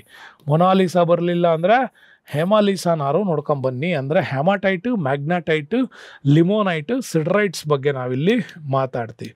ಹಾಗೇನೆ ನಾವಿಲ್ಲಿ ಹೇಳಬೇಕಾದ್ರೆ ಇದನ್ನು ಹೇಳ್ತೀವಿ ಯಾವಾಗಲೂ ಕೂಡ, ಅಭಿಲಿಪಿಯನ್ನು ಬರೆಯೋಕೆ ಬರ್ತದ ಅಂತ. ಓಕೆ, ಅಭಿ ಗೊತ್ತಲ್ಲ ನಿಮಗೆ, ಪವರ್ ಸ್ಟಾರ್ ಅವ್ರ ಫಿಲ್ಮ್ ಹೆಸರು ನೆನ್ಪಿಟ್ಕೊಂಡಿರ್ತೀರಿ. ಆಂಥ್ರಾಸೈಟ್, ಬಿಟುಮಿನಾಸ್, ಲಿಗ್ನೈಟ್ ಮತ್ತು ಪೀಟ್, ಇವೆರಡೂ ಕೂಡ ನೆನಪಿಟ್ಕೊಳ್ಳಿ. ಓಕೆ, ಇದು ನಿಮಗೆ ಬಹಳ ಸರಿ ಎಕ್ಸಾಮ್ಸಲ್ಲಿ ಕೇಳುತ್ತಾರೆ ಇವೆರಡರ ಬಗ್ಗೆ. ಈ ಕೆಳಗಿನ ಯಾವುದಕ್ಕೆ ಸಂಬಂಧಿಸಿದಂತೆ ಬ್ಲ್ಯಾಕ್ ಬಾಕ್ಸನ್ನು ಪದವನ್ನು ಬಳಸ್ತಾರೆ ಅಂತ. ವೆರಿ ಇಂಪಾರ್ಟೆಂಟ್ ಇದು. ನಿಮಗೆ ವಿಮಾನಗಳಲ್ಲಿ ಬಳಸ್ತಾರೆ ಅನ್ನೋದು ಗೊತ್ತಿರ್ತದೆ. ನೋಡಿ, ವಿಕಿರಣವನ್ನು ತಪ್ಪಿಸಲು ಮೇಲ್ದರ್ಜೆಯ ಯುರೇನಿಯಂವನ್ನು ಇರಿಸುವ ಪೆಟ್ಟಿಗೆನಾ ಅಂತ. ಇದಲ್ಲ. ಮುಂದಿನ 1 ದಿನಾಂಕದಂದು ತೆರೆಯಲಿಕ್ಕುವಂತೆ ಮುಖ್ಯವಾದ ರಾಜಕೀಯ ಘಟನೆಗಳ ದಾಖಲೆಯನ್ನು ಇರಿಸಿದ ಕಾಲಕೋಶನ, ಕ್ರಾನಲಾಜಿಕಲ್ ಆರ್ಡರ್ಸ್ ಅಲ್ಲ. ವಿಮಾನದಲ್ಲಿ ಹಾರಾಟದ ಮಾಹಿತಿ ದಾಖಲಿಸಿಕೊಳ್ಳುವಂಥದ್ದು, ಇದು ನಿಮ್ಗೆ ಆನ್ಸರ್ ಆಗುತ್ತೆ. ಯಾವುದೂ ಅಲ್ಲ ಅಂತಿರುತ್ತಲ್ಲ, ಅದಲ್ಲ. ಸೊ ಹಾಗಾಗಿ ಇದಕ್ಕೆ ನಿಮಗೆ ವೆರಿ ಸಿಂಪಲ್, ಬ್ಲ್ಯಾಕ್ ಬಾಕ್ಸನ್ನು ನಮ್ಮಲ್ಲಿ ಬಳಸೋದು ವಿಮಾನಕ್ಕಾಗಿ. ಹಾಗಾಗಿ ವಿಮಾನ ಯಾವುದಾದ್ರು ದುರ್ಘಟನೆ ಆದರೆ, ಎಂಜಿನ್ಸ್ ಪ್ರಾಬ್ಲಮ್ಸ್ಗಳಾದರೆ ಅದು ಹೇಗಾಯಿತು ಏನಾಯಿತು ಎಲ್ಲದನ್ನು ತಿಳ್ಕೊಳ್ಳೋಕ್ಕೆ ಈ ಬ್ಲ್ಯಾಕ್ ಬಾಕ್ಸನ್ನು ಬಳಸ್ತಾರೆ. ನೆಕ್ಸ್ಟ್ ಬರೋಣ, ಇಂಪಾರ್ಟೆಂಟ್, ಇತಿಹಾಸದಲ್ಲೇ ತುಂಬ ಪ್ರಸಿದ್ಧಿಯಾಗಿರೋದು. ಈ ಕೆಳಗಿನ ಯಾವುದರಲ್ಲಿ ಕಾಂಜಿರಂಗ ಅಭಯಾರಣ್ಯವಿದೆ? 1 ಹಾರ್ನ್ ರೈನೋಸಾರ್ಸ್ ಅಂತ ಕರಿತೀವಿ. ಕಾಂಜಿರಂಗ ಫಾರೆಸ್ಟ್ನ ವಿಶೇಷವಾದ ಪ್ರಾಣಿ, 1 ಕೊಂಬಿನ ಗೆಂಡಾಮೃಗಗಳ ವಾಸಸ್ಥಾನ. ಗೆಂಡಾಮೃಗಗಳಿಗೆ 2 ಕೊಂಬು ಇರ್ತತಿ, ಬಟ್ 1 ಕೊಂಬಿನ ಗೆಂಡಾಮೃಗದ ಫೇಮಸ್ ವೆರೈಟಿ ಎಲ್ಲಿ ಕಂಡು ಬರ್ತದೆ ಅಂದರೆ ಕಾಂಜಿರಂಗ. ಕಾಂಜಿರಂಗ ಎಲ್ಲಿ ಬರುತ್ತೆ? ವೆಸ್ಟ್ ಬೆಂಗಾಲ್, ಉತ್ತರ ಪ್ರದೇಶ, ರಾಜಸ್ಥಾನ್, ಅಸ್ಸಾಂ ಅಂತ ಕರಿತೀವಿ. ಬ್ರಹ್ಮಪುತ್ರ ನದಿ ತಟದಲ್ಲಿ ನಿರ್ಮಾಣವಾಗಿರುವ ಅಸ್ಸಾಂನಲ್ಲೇ ಈ ಕಾಂಜಿರಂಗ ಬರ್ತದೆ. ಓಕೆ, ಇದರ ಸ್ಥಾಪನೆ ಹಿಂದೆ ಇತಿಹಾಸ ಇದೆ ಅಂತ ನಾನು ನಿಮ್ಗೆ ಹೇಳಿದೆ. ಭಾರತಕ್ಕೆ ಬಂದಂತಹ ಗವರ್ನರ್ ಜನರಲ್ ಒಬ್ಬ ಇದ್ದ, ಲಾರ್ಡ್ ಕರ್ಜನ್ ಅಂತ. ಈ ಲಾರ್ಡ್ ಕರ್ಜನ್ ಹೆಂಡತಿಗೆ ಈ ಪರಿಸರ ಪ್ರೇಮಿಯವಳು, ಅದರಲ್ಲೂ ಅರಣ್ಯವನ್ನು ಸುತ್ತೋ ಆಸೆ. ಅವಳಿಗೋಸ್ಕರ ಮೊದಲು ಸ್ಟಾರ್ಟ್ ಮಾಡಿದಂತಹ ಒಂದಿಷ್ಟು ಪ್ರದೇಶ ಮೀಸಲು ಅರಣ್ಯ ವಲಯ ಅಂತ ಸ್ಟಾರ್ಟ್ ಮಾಡಿದ್ರು. ಅಲ್ಲಿಂದ ಭಾರತದಲ್ಲಿ ಈ ಮೀಸಲು ಅರಣ್ಯ ಯೋಜನೆಗಳನ್ನು ಶುರು ಮಾಡ್ತಾ ಬಂತು. ವಿಶ್ವದ 3/2 ಗೆಂಡಾಮೃಗಗಳನ್ನು ಹೊಂದಿದಂಥ ಅಭಯಾರಣ್ಯ ಯಾವುದು ಅಂತಂದರೆ ಅದು ಕಾಂಜಿರಂಗ ಫಾರೆಸ್ಟ್. 2018ರ ವರದಿ ಪ್ರಕಾರ 2613 1 ಹಾರ್ನ್ ರೈನೋಸಾರ್ಸ್ಗಳು ಹೆಚ್ಚಾಗಿ ಕಂಡುಬರೋದು ಇಲ್ಲೇನೆ. 1905ರಲ್ಲಿ ಹೇಳಿದೆ ನಿಮಗೆ, ಲಾರ್ಡ್ ಕರ್ಜನ್ ಭಾರತದಲ್ಲಿದ್ದಾಗ ಈ ಮೀಸಲು ಅರಣ್ಯ ಪ್ರದೇಶ ಅಂತ ಇದನ್ನು ಘೋಷಣೆ ಮಾಡ್ದ, ತನ್ನ ಹೆಂಡತಿಯ ಸುತ್ತಾಟ ಮಾಡೋದಕ್ಕೋಸ್ಕರವಾಗಿ. ನೆಕ್ಸ್ಟ್ 1968ರಿಂದ ಅಸ್ಸಾಂ ಸರ್ಕಾರ ಸ್ವತಂತ್ರ ನಂತರ ಇದನ್ನು ಗೆಂಡಾಮೃಗ ಮೀಸಲು ಪ್ರದೇಶ ಅಂತೇಳಿ ಅಸ್ಸಾಂ ಗೌರ್ಮೆಂಟ್ ಶುರುವಾಯಿತು. ಅದೇ ರೀತಿ ಸಂರಕ್ಷಿತ ಅರಣ್ಯಗಳ ಕಾಯ್ದೆ 1972ನಲ್ಲಿ ಬಂದಾಗ ಎಲ್ಲ ಪ್ರಾಣಿಗಳ ಕೆಲವು ಏರಿಯಾಗಳನ್ನು ಸುರಕ್ಷಿತವಾಗಿಡಬೇಕು ಅನ್ನೋ ಕಾಯ್ದೆಗಳ ಆಧಾರದ ಮೇಲೆ ಇದನ್ನು ಪ್ರಮುಖವಾದಂಥ ತಾಣ ಅಂತ ಕೂಡ ಮಾಡಿದ್ರು. ಬಟ್ 1985ಅಲ್ಲಿ ಯುನೆಸ್ಕೋ ವಿಶ್ವ ಪರಂಪರೆಯ ತಾಣಕ್ಕೆ ಪರಿಸರದ ತಾಣವನ್ನಾಗಿಯೂ ಕೂಡ ಈ ಒಂದು ಕಾಂಜಿರಂಗ ಫಾರೆಸ್ಟನ್ನು ನೇಮಕ ಮಾಡಲಾಯಿತು. ಬಟ್ ಕಾಂಜಿರಂಗ ಫಾರೆಸ್ಟಲ್ಲಿ ಗೆಂಡಾಮೃಗಗಳಿಗೆ ಒಂದು ದೊಡ್ಡ ಹಾನಿ ಆಗೋದೆ ಬ್ರಹ್ಮಪುತ್ರ ನದಿಯ ಒಂದು ಓವರ್ಫ್ಲೋ ಆಗುತ್ತೆ. ಅದರಿಂದಾಗಿ ತಪ್ಪಿಸಿಕೊಳ್ಳುವುದಕ್ಕಾಗಿಯೇ ಅಲ್ಲಿ ಗೆಂಡಾಮೃಗಗಳಿಗಾಗಿ ಏನು ಮಾಡ್ಯಾರೆ ಕಾಂಜಿರಂಗ ಫಾರೆಸ್ಟಲ್ಲಿ ಅಂದರೆ ಎತ್ತರದ ದಿಬ್ಬಗಳ ಸಮತಟ್ಟಾದ ವಲಯಗಳನ್ನು ಕ್ರಿಯೇಟ್ ಮಾಡಿದ್ದಾರೆ. ದ್ವೀಪಗಳು ಅಂತ ನಾವು ಭೂಮಿಯ ಮೇಲೆ ಆರ್ಟಿಫಿಷಿಯಲ್ ಆಗಿ ರೆಡಿ ಮಾಡಿದ್ದಾರೆ. ನೀರು ಜಾಸ್ತಿ ಹರಿದಾಗ ಈ ಒಂದು ಬೆಟ್ಟಗಳ ಮೇಲೆ ಹತ್ತಿ ನಿಂತ್ಕೊತಾವಂತೆ. ಈ ರೀತಿಯಾಗಿ ಈ ಒಂದು ಗೆಂಡಾಮೃಗಗಳ ಸಂರಕ್ಷಣೆಗಾಗಿ ಅಸ್ಸಾಂ ಗೌರ್ಮೆಂಟು ಮತ್ತು ಕೇಂದ್ರ ಸರ್ಕಾರ ಕೈಗೊಂಡಿರ್ತಕ್ಕಂಥ ಒಂದು ಪ್ರಮುಖವಾದ ನಿರ್ಧಾರ. ನೆಕ್ಸ್ಟ್ ಬರೋಣ, ಈ ಕೆಳಗಿನವುಗಳಲ್ಲಿ ಯಾವ ರಾಜಸಂತತಿ ಅತಿ ಪುರಾತನವಾದದ್ದು? ಪಲ್ಲವರು, ಚೋಳರು, ಮೌರ್ಯರು, ಗುಪ್ತರು. ನೋಡಿ, 2 ಸೌತ್ ಇಂಡಿಯಾ ಕೊಟ್ಟಿದ್ದಾರೆ, 2 ನಾರ್ತ್ ಇಂಡಿಯಾ ಕೊಟ್ಟಿದ್ದಾರೆ. ಇದರಲ್ಲಿ ಯಾವುದು ಅತ್ಯಂತ ಪುರಾತನ ಅಂತ ಕೊಟ್ಟರೆ ಬಹಳ ಈಸಿಯಾಗಿ ಕಂಡುಹಿಡಿಬೋದು. ಅದರಲ್ಲಿ ಮೌರ್ಯರು ಇಲ್ಲಿ ಅತ್ಯಂತ ಪುರಾತನವಾದಂತಹ ರಾಜಸಂತತಿ. ನೋಡಿ, ನಾರ್ತ್ ಇಂಡಿಯಾವನ್ನು ಕರೆಕ್ಟಾಗಿ ತಿಳ್ಕೊಳ್ಳಿ, ಹಂಗಾರೆ ನಿಮಗೆ ಇದನ್ನು ಭಾಳ ಕ್ಲೀನಾಗಿ ಅರ್ಥ ಮಾಡ್ಕೊತೀರಿ. ನಾರ್ತ್ ಇಂಡಿಯಾದಲ್ಲಿ ಫಸ್ಟ್ಗೆ ನಮಗೆ ಕಂಡು ಬರ್ತಕ್ಕಂಥದ್ದೇ ಹರ್ಯಾಂಕ ರಾಜಸಂತತಿ ಅಂತ ಕರಿತೀವಿ. ಅವಾಗೇ ಬಂದವನು ಬಿಂಬಸಾರ, ನಾಟ್ ಬಿಂದುಸಾರ. ನೆನ್ಪಿಟ್ಕೊಳ್ಳಿ, ಇವರಿಬ್ಬರಿಗೂ ಡಿಫ್ರೆನ್ಸ್ ಇದೆ. ಇದು ಬಿಂಬಸಾರ ಬರೋದು ಹರ್ಯಾಂಕ ರಾಜವಂಶ, ಮಗಧ ಸಾಮ್ರಾಜ್ಯದ ಆಡಳಿತ. ಅದಾದಮೇಲೆ ನಮ್ಗೆ ಅಜಾತ ಶತ್ರು ಇಲ್ಲಿ ಕಂಡು ಬರ್ತಾನೆ, ಅವರು ಫೇಮಸ್. ಹರ್ಯಾಂಕರನ್ನು ಸೋಲಿಸಿ ಅಧಿಕಾರಕ್ಕೆ ಬಂದವರು ಶಿಶುನಾಗ ಸಂತತಿ ಅಧಿಕಾರಕ್ಕೆ ಬರ್ತಾನೆ. ಶಿಶುನಾಗ ಅದರ ಸ್ಥಾಪಕ. ಇಲ್ಲಿ ಕಾಕವರ್ಣ ಹಾಕಿದ್ದೀನಲ್ಲ, ಇವನೇ ವೆರಿ ಫೇಮಸ್ ಶಿಶುನಾಗ ಸಂತತಿಯಲ್ಲಿ. 2ನೇ ನಮ್ಮಲ್ಲಿ ಬೌದ್ಧ ಸಮ್ಮೇಳನವನ್ನು ಆಯೋಜನೆ ಮಾಡಿದ್ದೆ ಅವನ ಕಾಲದಲ್ಲಿ. ಮೊದಲನೇದು ಅಜಾತ ಶತ್ರು ಮಾಡಿದ್ದ, 2ನೇದು ಕಾಕವರ್ಣ ಮಾಡ್ತಾನೆ. ಮುಂದೆ ನಂದರಲ್ಲಿ ಮಹಾಪದ್ಮಾನಂದನಿಂದ ಸ್ಥಾಪನೆ ಆಗುತ್ತೆ. ನವನಂದರು ಆಳ್ವಿಕೆ ಮಾಡ್ತಾರೆ. ಕೊನೆಯವನೇ ಧನಾನಂದ. ಇವನನ್ನು ಸೋಲಿಸಿ ಅಧಿಕಾರಕ್ಕೆ ಬಂದಿದ್ದೆ ಚಂದ್ರಗುಪ್ತ ಮೌರ್ಯ. ಚಾಣಕ್ಯ ಈ ಸಾಮ್ರಾಜ್ಯದ ಸ್ಥಾಪನೆಗೆ ತುಂಬಾ ಹೆಲ್ಪ್ ಮಾಡ್ತಾನೆ. ಚಂದ್ರಗುಪ್ತ ಮೌರ್ಯ ನಂತರ ಇಲ್ಲಿ ಬರೋನೇ ಬಿಂದುಸಾರ. ಆ ನಂತರ ಅಶೋಕ, ಭಾಳಷ್ಟು ಜನರು ಬರ್ತಾರೆ. ಕೊನೆಯ ದೊರೆಯಾಗಿ ಬೃಹದ್ರಥ ಇಲ್ಲಿ ಬರ್ತಾರೆ. ಮೌರ್ಯರನ್ನು ಸೋಲಿಸಿ ಅಧಿಕಾರಕ್ಕೆ ಬರ್ತಕ್ಕಂಥವ್ರು ಬೇರೆ, ಅದು ಹೇಳ್ತೀನಿ ನಿಮಗೆ. ಅಲ್ಲಿ ಶುಂಗರು ಬರ್ತಾರೆ. ಅದರ ಮಧ್ಯ ವಿದೇಶದ ಪ್ರಾಂತ್ಯಗಳು ಉತ್ತರ ಭಾರತವನ್ನು ಆಳಿದ್ದಾವೆ. ಇಂಡೋಸೀತಿಯನ್ನರು ಅಥವಾ ಅವ್ರನ್ನ ಶಕರು ಅಂತ ಕರಿತೀವಿ. ಇಲ್ಲಿ ಇಂಡೋ ಗ್ರೀಕ್ಸ್ ಬರ್ತಾರಲ್ಲ, ಅವರು ನೇಮಕ ಮಾಡಿದಂಥ ಪ್ರಾಂತ್ಯಗಳಿಗೆ ಇದ್ದಂಥ ಅಧಿಕಾರಿಗಳೇ ಈ ಶಕರು ಅಂತ. ಅದರಲ್ಲಿ ಮೌಸಸ್ ಸ್ಥಾಪಕ. ಇಲ್ಲಿ ಫೇಮಸ್ ಯಾಕೆ ಇದನ್ನು ಓದಬೇಕು ನೀವು ಅಂದರೆ, ರುದ್ರಧಾಮನ್ ಬರ್ತಾನೆ. ಗಿರ್ನಾರ್ ಶಾಸನ ಬರ್ತಾರೆ. ಭಾರತದ ಮೊಟ್ಟ ಮೊದಲ ಸಂಸ್ಕೃತ ಶಾಸನದ ನಿರ್ಮಾಣಕಾರನೇ ರುದ್ರಧಾಮನ್. ನೋಡಿ, ಭಾಳ ಅತ್ಯುತ್ತಮ ಈ ಸಂಸ್ಕೃತ ಶಾಸನವನ್ನು ಭಾಳ ಅದ್ಭುತವಾಗಿ ಬರೆದವರೇ ಇಂಡೋಸೀತಿಯನ್ ಶಕರು ಅಂತ. ಶುದ್ಧ ಸಂಸ್ಕೃತದ ಲಿಪಿ ಅಂತ ಕರೀತಾರೆ ಅದನ್ನು. ನೆಕ್ಸ್ಟ್ ಕುಶಾನರು ಬರ್ತಾರೆ. 1ನೇ ಕುಜಲ ಕಡ್ಫೀಸಸ್ ಅಥವಾ ಕುಸುಲಕ, ವೀಮಾ ಕಡ್ಫೀಸಸ್, ಅಮಂತರ ಕನಿಷ್ಕ ಅಲ್ಲಿ ಫೇಮಸ್. 4ನೇ ಬೌದ್ಧ ಸಮ್ಮೇಳನ ನಡೆಸ್ತವನು. ಶುಂಗರಲ್ಲಿ ಬರ್ತಾನೆ. ಈ ಶುಂಗ ಸಂತತಿಯ ಸ್ಥಾಪನೆ ಮಾಡಿದವನೇ ಪುಷ್ಯಮಿತ್ರ ಶುಂಗ. ಇವನೇ ಮೌರ್ಯರ ಕೊನೆಯ ದೊರೆ ಬೃಹದ್ರಥನನ್ನು ಕೊಂದು ಸಾಮ್ರಾಜ್ಯವನ್ನು ಸ್ಥಾಪನೆ ಮಾಡ್ದ. ಯಾಕೆಂದರೆ ಇವನು ಶೈವ ಸಂತತಿಯ ಅರಸ. ಅತಿ ಹೆಚ್ಚು ಬೌದ್ಧ ಸಂಸ್ಕೃತಕ್ಕೆ ಅವನು ಹೆಚ್ಚು ಪ್ರೇರಿತ ಇದ್ದನ್ನು ಸಹಿಸ್ಕೊಳ್ಳೋಕ್ಕಾಗಲಿಲ್ಲ. ಹಂಗಾಗಿ ಬೃಹದ್ರಥನ ಸೇನಾಧಿಪತಿಯಾಗಿದ್ದವನೇ ಈ ಪುಷ್ಯಮಿತ್ರ ಶುಂಗ. ಇವನು ಬೃಹದ್ರಥನನ್ನು ಕೊಂದು ಅಧಿಕಾರಕ್ಕೆ ಬಂದ. ವೆರಿ ಇಂಪಾರ್ಟೆಂಟ್, ಅಗ್ನಿಮಿತ್ರ ಶುಂಗನ್ನು ಕೊಟ್ಟಿದ್ದೀನಿ ನಿಮಗೆ. ಅಗ್ನಿಮಿತ್ರ ಶುಂಗಂದು ಒಂದು ಬ್ಯೂಟಿಫುಲ್ ಲವ್ ಸ್ಟೋರಿ ಇದೆ. ಮಾಳವಿಕಾಗ್ನಿಮಿತ್ರ ಅಂತ ನಿಮಗೆ ಕಾಳಿದಾಸ ಒಂದು ನಾಟಕ ಬರುತ್ತಲ್ವ, ಆ ಮಾಳವಿಕಾಗ್ನಿಮಿತ್ರದಲ್ಲೂ ಕೂಡ ಇಂಪಾರ್ಟೆಂಟ್ ಲವ್ ಸ್ಟೋರಿ ಬರೋದೇ ಈ ಅಗ್ನಿಮಿತ್ರ ಶುಂಗ. ರಾಜ ಒಬ್ಬ ದಾಸಿಯ ಮಗಳ ಜೊತೆ ಆದಂಥ ಪ್ರೇಮ ಕಥೆಯನ್ನು ಬರೀತಾರೆ. ಭಾಳ ಅದ್ಭುತವಾದ ಲವ್ ಸ್ಟೋರಿ. ಹಂಗಾಗಿ ಅದನ್ನು ಅಗ್ನಿಮಿತ್ರ ಶುಂಗ. ನಿಮ್ಗೆ ಎಲ್ಲಿ ಬರ್ತಾನೆ? ಶುಂಗರಲ್ಲಿ ಬರ್ತಾರೆ. ಅದರಲ್ಲಿ ನಮಗೆ ಈ ಶುಂಗರನ್ನು ಸೋಲಿಸಿ ಅಧಿಕಾರಕ್ಕೆ ಬಂದವರು ಕಣ್ವರು. ವಾಸುದೇವ ಇಂಪಾರ್ಟೆಂಟು. ಭೂಮಿ ಮಿತ್ರ ಅದರಲ್ಲಿ ಅತ್ಯಂತ ಫೇಮಸ್ ಆಗಿದ್ದವನು. ಆಮೇಲೆ ದಕ್ಷಿಣ ಭಾರತದ ಮೊಟ್ಟ ಮೊದಲ ಸಾಮ್ರಾಜ್ಯವೇ ಶಾತವಾಹನರು. ವಿಂಧ್ಯ ಪರ್ವತ ಶ್ರೇಣಿಯ ಸರಹದ್ದಿನ ದಕ್ಷಿಣಕ್ಕೆ ಪೂರ್ವಘಟ್ಟಗಳಲ್ಲಿ ನೇಮಕವಾಗದೆ ಈ ಒಂದು ಶಾತವಾಹನರು. ಸಿಮುಖ ಅದರ ಸ್ಥಾಪಕ. ಗೌತಮಿ ಪುತ್ರ ಶಾತಕರ್ಣಿ ಫೇಮಸ್ ಆಗಿರ್ತಕ್ಕಂಥ ದೊರೆ. ಇಲ್ಲಿ ಬರುವ 17ನೇ ದೊರೆ ಅಂತ ಕರಿತೀವಿ. ಅವನನ್ನೇ ದೊರೆ ಹಾಲ ಅಂತ ಕರಿತೀವಿ. ಮೊಟ್ಟ ಮೊದಲ ಬಾರಿ 700 ಶೃಂಗಾರ ಗೀತೆಗಳನ್ನು ಬರೆದಂತಹ ಒಂದು ಕವನ ಸಂಕಲನ ಅದು. ಗಾಥಾ ಸಪ್ತಶತಿ ಅಂತ ಕರಿತೀವಿ. ಅದು ಇಲ್ಲಿ ಹಾಲ ಬರೀತಾನೆ. ಮತ್ತು ತಮಿಳುನಾಡಿನಿಂದ ಹೊರಟು ಶ್ರೀಲಂಕಾದವರೆಗೆ ದಂಡಯಾತ್ರೆಯನ್ನು ಕೈಗೊಂಡು ಅಲ್ಲಿಂದ ವಾಪಸ್ ಬಂದ ಮೇಲೂ ಕೂಡ ಒಂದು ಗಣಿತ ಕೃತಿಯನ್ನು ಬರೀತಾನೆ. ಸೊ ಅದು ಕೂಡ ಅಲ್ಲಿ ಲೀಲಾವೈ ಅಂತ ಕರಿತೀವಿ ಅದನ್ನು. ಆ ಲೀಲಾವೈ ಗಣಿತ ಕೃತಿಯ ಸಾರವನ್ನು ಬರೆದವನೇ ಹಾಲ. ನೆಕ್ಸ್ಟ್ ಬರ್ತೀವಿ ಇಕ್ಷ್ವಾಕು ರಾಜವಂಶ. ಇದು ಕೇವಲ ಪುರಾಣಗಳಲ್ಲಿ ಮಾತ್ರ ಆಧಾರದಲ್ಲಿರ್ತಕ್ಕಂಥ ಇಕ್ಷ್ವಾಕು. ಬಿಟ್ಟರೆ ನಮಗೆ ಇತಿಹಾಸದಲ್ಲಿ ಅದು ಕ್ರಾನಿಕಲ್ ಆರ್ಡ್ರಲ್ಲಿ ಈ ಒಂದು ವಂಶ ಇರೋದಿಲ್ಲ. ನೆಕ್ಸ್ಟ್ ಬರ್ತೀವಿ ಚೋಳರು, ನೆಕ್ಸ್ಟ್ ಪಾಂಡ್ಯರ ನಂತರ ಚೇರರು, ಪಲ್ಲವರು, ಬಾದಾಮಿಯ ಚಾಲುಕ್ಯರು. ಎಲ್ಲ ದಕ್ಷಿಣ ಭಾರತದಲ್ಲಿ ಬರ್ತಕ್ಕಂತಹ ಕ್ರಾನಾಲಜಿಕಲ್ ಆರ್ಡರ್. ಅಲ್ಲಿ ಉತ್ತರ ಭಾರತ, ದಕ್ಷಿಣ ಭಾರತವನ್ನು ಕಂಪ್ಲೀಟಾಗಿ ನಿಮಗೆ ಹೇಳಿದ್ದೀನಿ. ಇನ್ನು ತಂತಿ ಸಂದೇಶದ ನಿಯಮವನ್ನು ರೂಪಿಸಿದವನು ಯಾರು ಅಂತ. ಥಾಮಸ್ ಆಲ್ವಾ Edison, Marconi, Samuel Moors, Alexander Graham bell. ಇದರಲ್ಲಿ ನಿಮಗೆ ಚೆನ್ನಾಗಿ ಗೊತ್ತಿದೆ ಎಲೆಕ್ಟ್ರಿಕ್ ಟೆಲಿಗ್ರಾಫ್ ಅಂತ ಏನು ಕರಿತೀವಿ, ಅದನ್ನು ನಮಗೆ ಸ್ಯಾಮ್ಯುಯಲ್ ಮೂರ್ಸ್ ಇದನ್ನು ಮಾಡ್ತಾನೆ. ಥಾಮಸ್ ಆಲ್ವಾ ಎಡಿಸನ್ ಭಾಳಷ್ಟು ಸಂಶೋಧನೆಗಳನ್ನು ಮಾಡ್ತಾನೆ. ಇಂಪಾರ್ಟೆಂಟ್ ಎಕ್ಸಾಮ್ಸ್ ದೃಷ್ಟಿಯಿಂದ ಬಲ್ಬ್ ಮತ್ತು ಫೋನೋಗ್ರಾಫ್ಗಳು. ಇನ್ನು ಮಾರ್ಕೋನಿ ರೇಡಿಯೋ.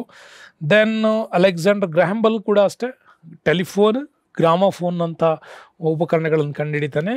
ಹಾಗಾಗಿ ವೆರಿ ಇಂಪಾರ್ಟೆಂಟಾಗಿ ಈ ಒಂದು ಮ್ಯೂಸಿಕ್ಸ್ ಮತ್ತು ವಿಚಾರ, ಸೈನ್ಸ್ ಬಗ್ಗೆ ಕೂಡ ನಿಮ್ಗೆ ಅದ್ಭುತವಾದ ಉಪಕರಣಗಳನ್ನು ಸಂಶೋಧನೆ ಆಗಿದೆ. ಇಷ್ಟೊಂದು ಒಳ್ಳೆ ಇಂಟ್ರೆಸ್ಟಿಂಗ್ ವಿಡಿಯೋಗಳ ಪ್ರಶ್ನೋತ್ತರ ಸರಣಿ. ತುಂಬಾ ಎಂಜಾಯ್ ಮಾಡಿರ್ತೀರ. ಫುಲ್ ಜಿಯೋಗ್ರಫಿ, ಎಕನಾಮಿಕ್ಸು ಮತ್ತು ಹಿಸ್ಟ್ರಿಗೆ ಸಂಬಂಧಪಟ್ಟಂಥ ಒಂದು ಅತ್ಯುತ್ತಮ ಪ್ರಶ್ನೋತ್ತರ ಸರಣಿ ಇದಾಗಿತ್ತು. ಇಲ್ಲಿವರೆಗೂ ನೋಡಿದ್ದೀರಾ ಅಂದರೆ ನೀವು ಗ್ರೇಟ್ಫುಲ್. ಮುಂದಿನ ಎಕ್ಸಾಮ್ಸ್ ನಿಮಗೆ ಸಕ್ಸಸ್ ಆಗೇ ಆಗುತ್ತೆ. ಇದರಲ್ಲಿ ಒಳ್ಳೊಳ್ಳೆ ಅಂಶಗಳನ್ನು ದಯವಿಟ್ಟು ನಿಮ್ಮ ಸ್ನೇಹಿತರಿಗೆ ತಿಳಿಸೋದ್ರ ಮುಖಾಂತರ ಚಾನಲ್ನ ಒಂದು ಶೇರ್ ಮಾಡಿ ಅಂತ ಹೇಳ್ತಾ ಈ ವಿಡಿಯೋಕ್ಕೆ ಧನ್ಯವಾದಗಳು. Stay with us Ramesh. Thank you. Bye.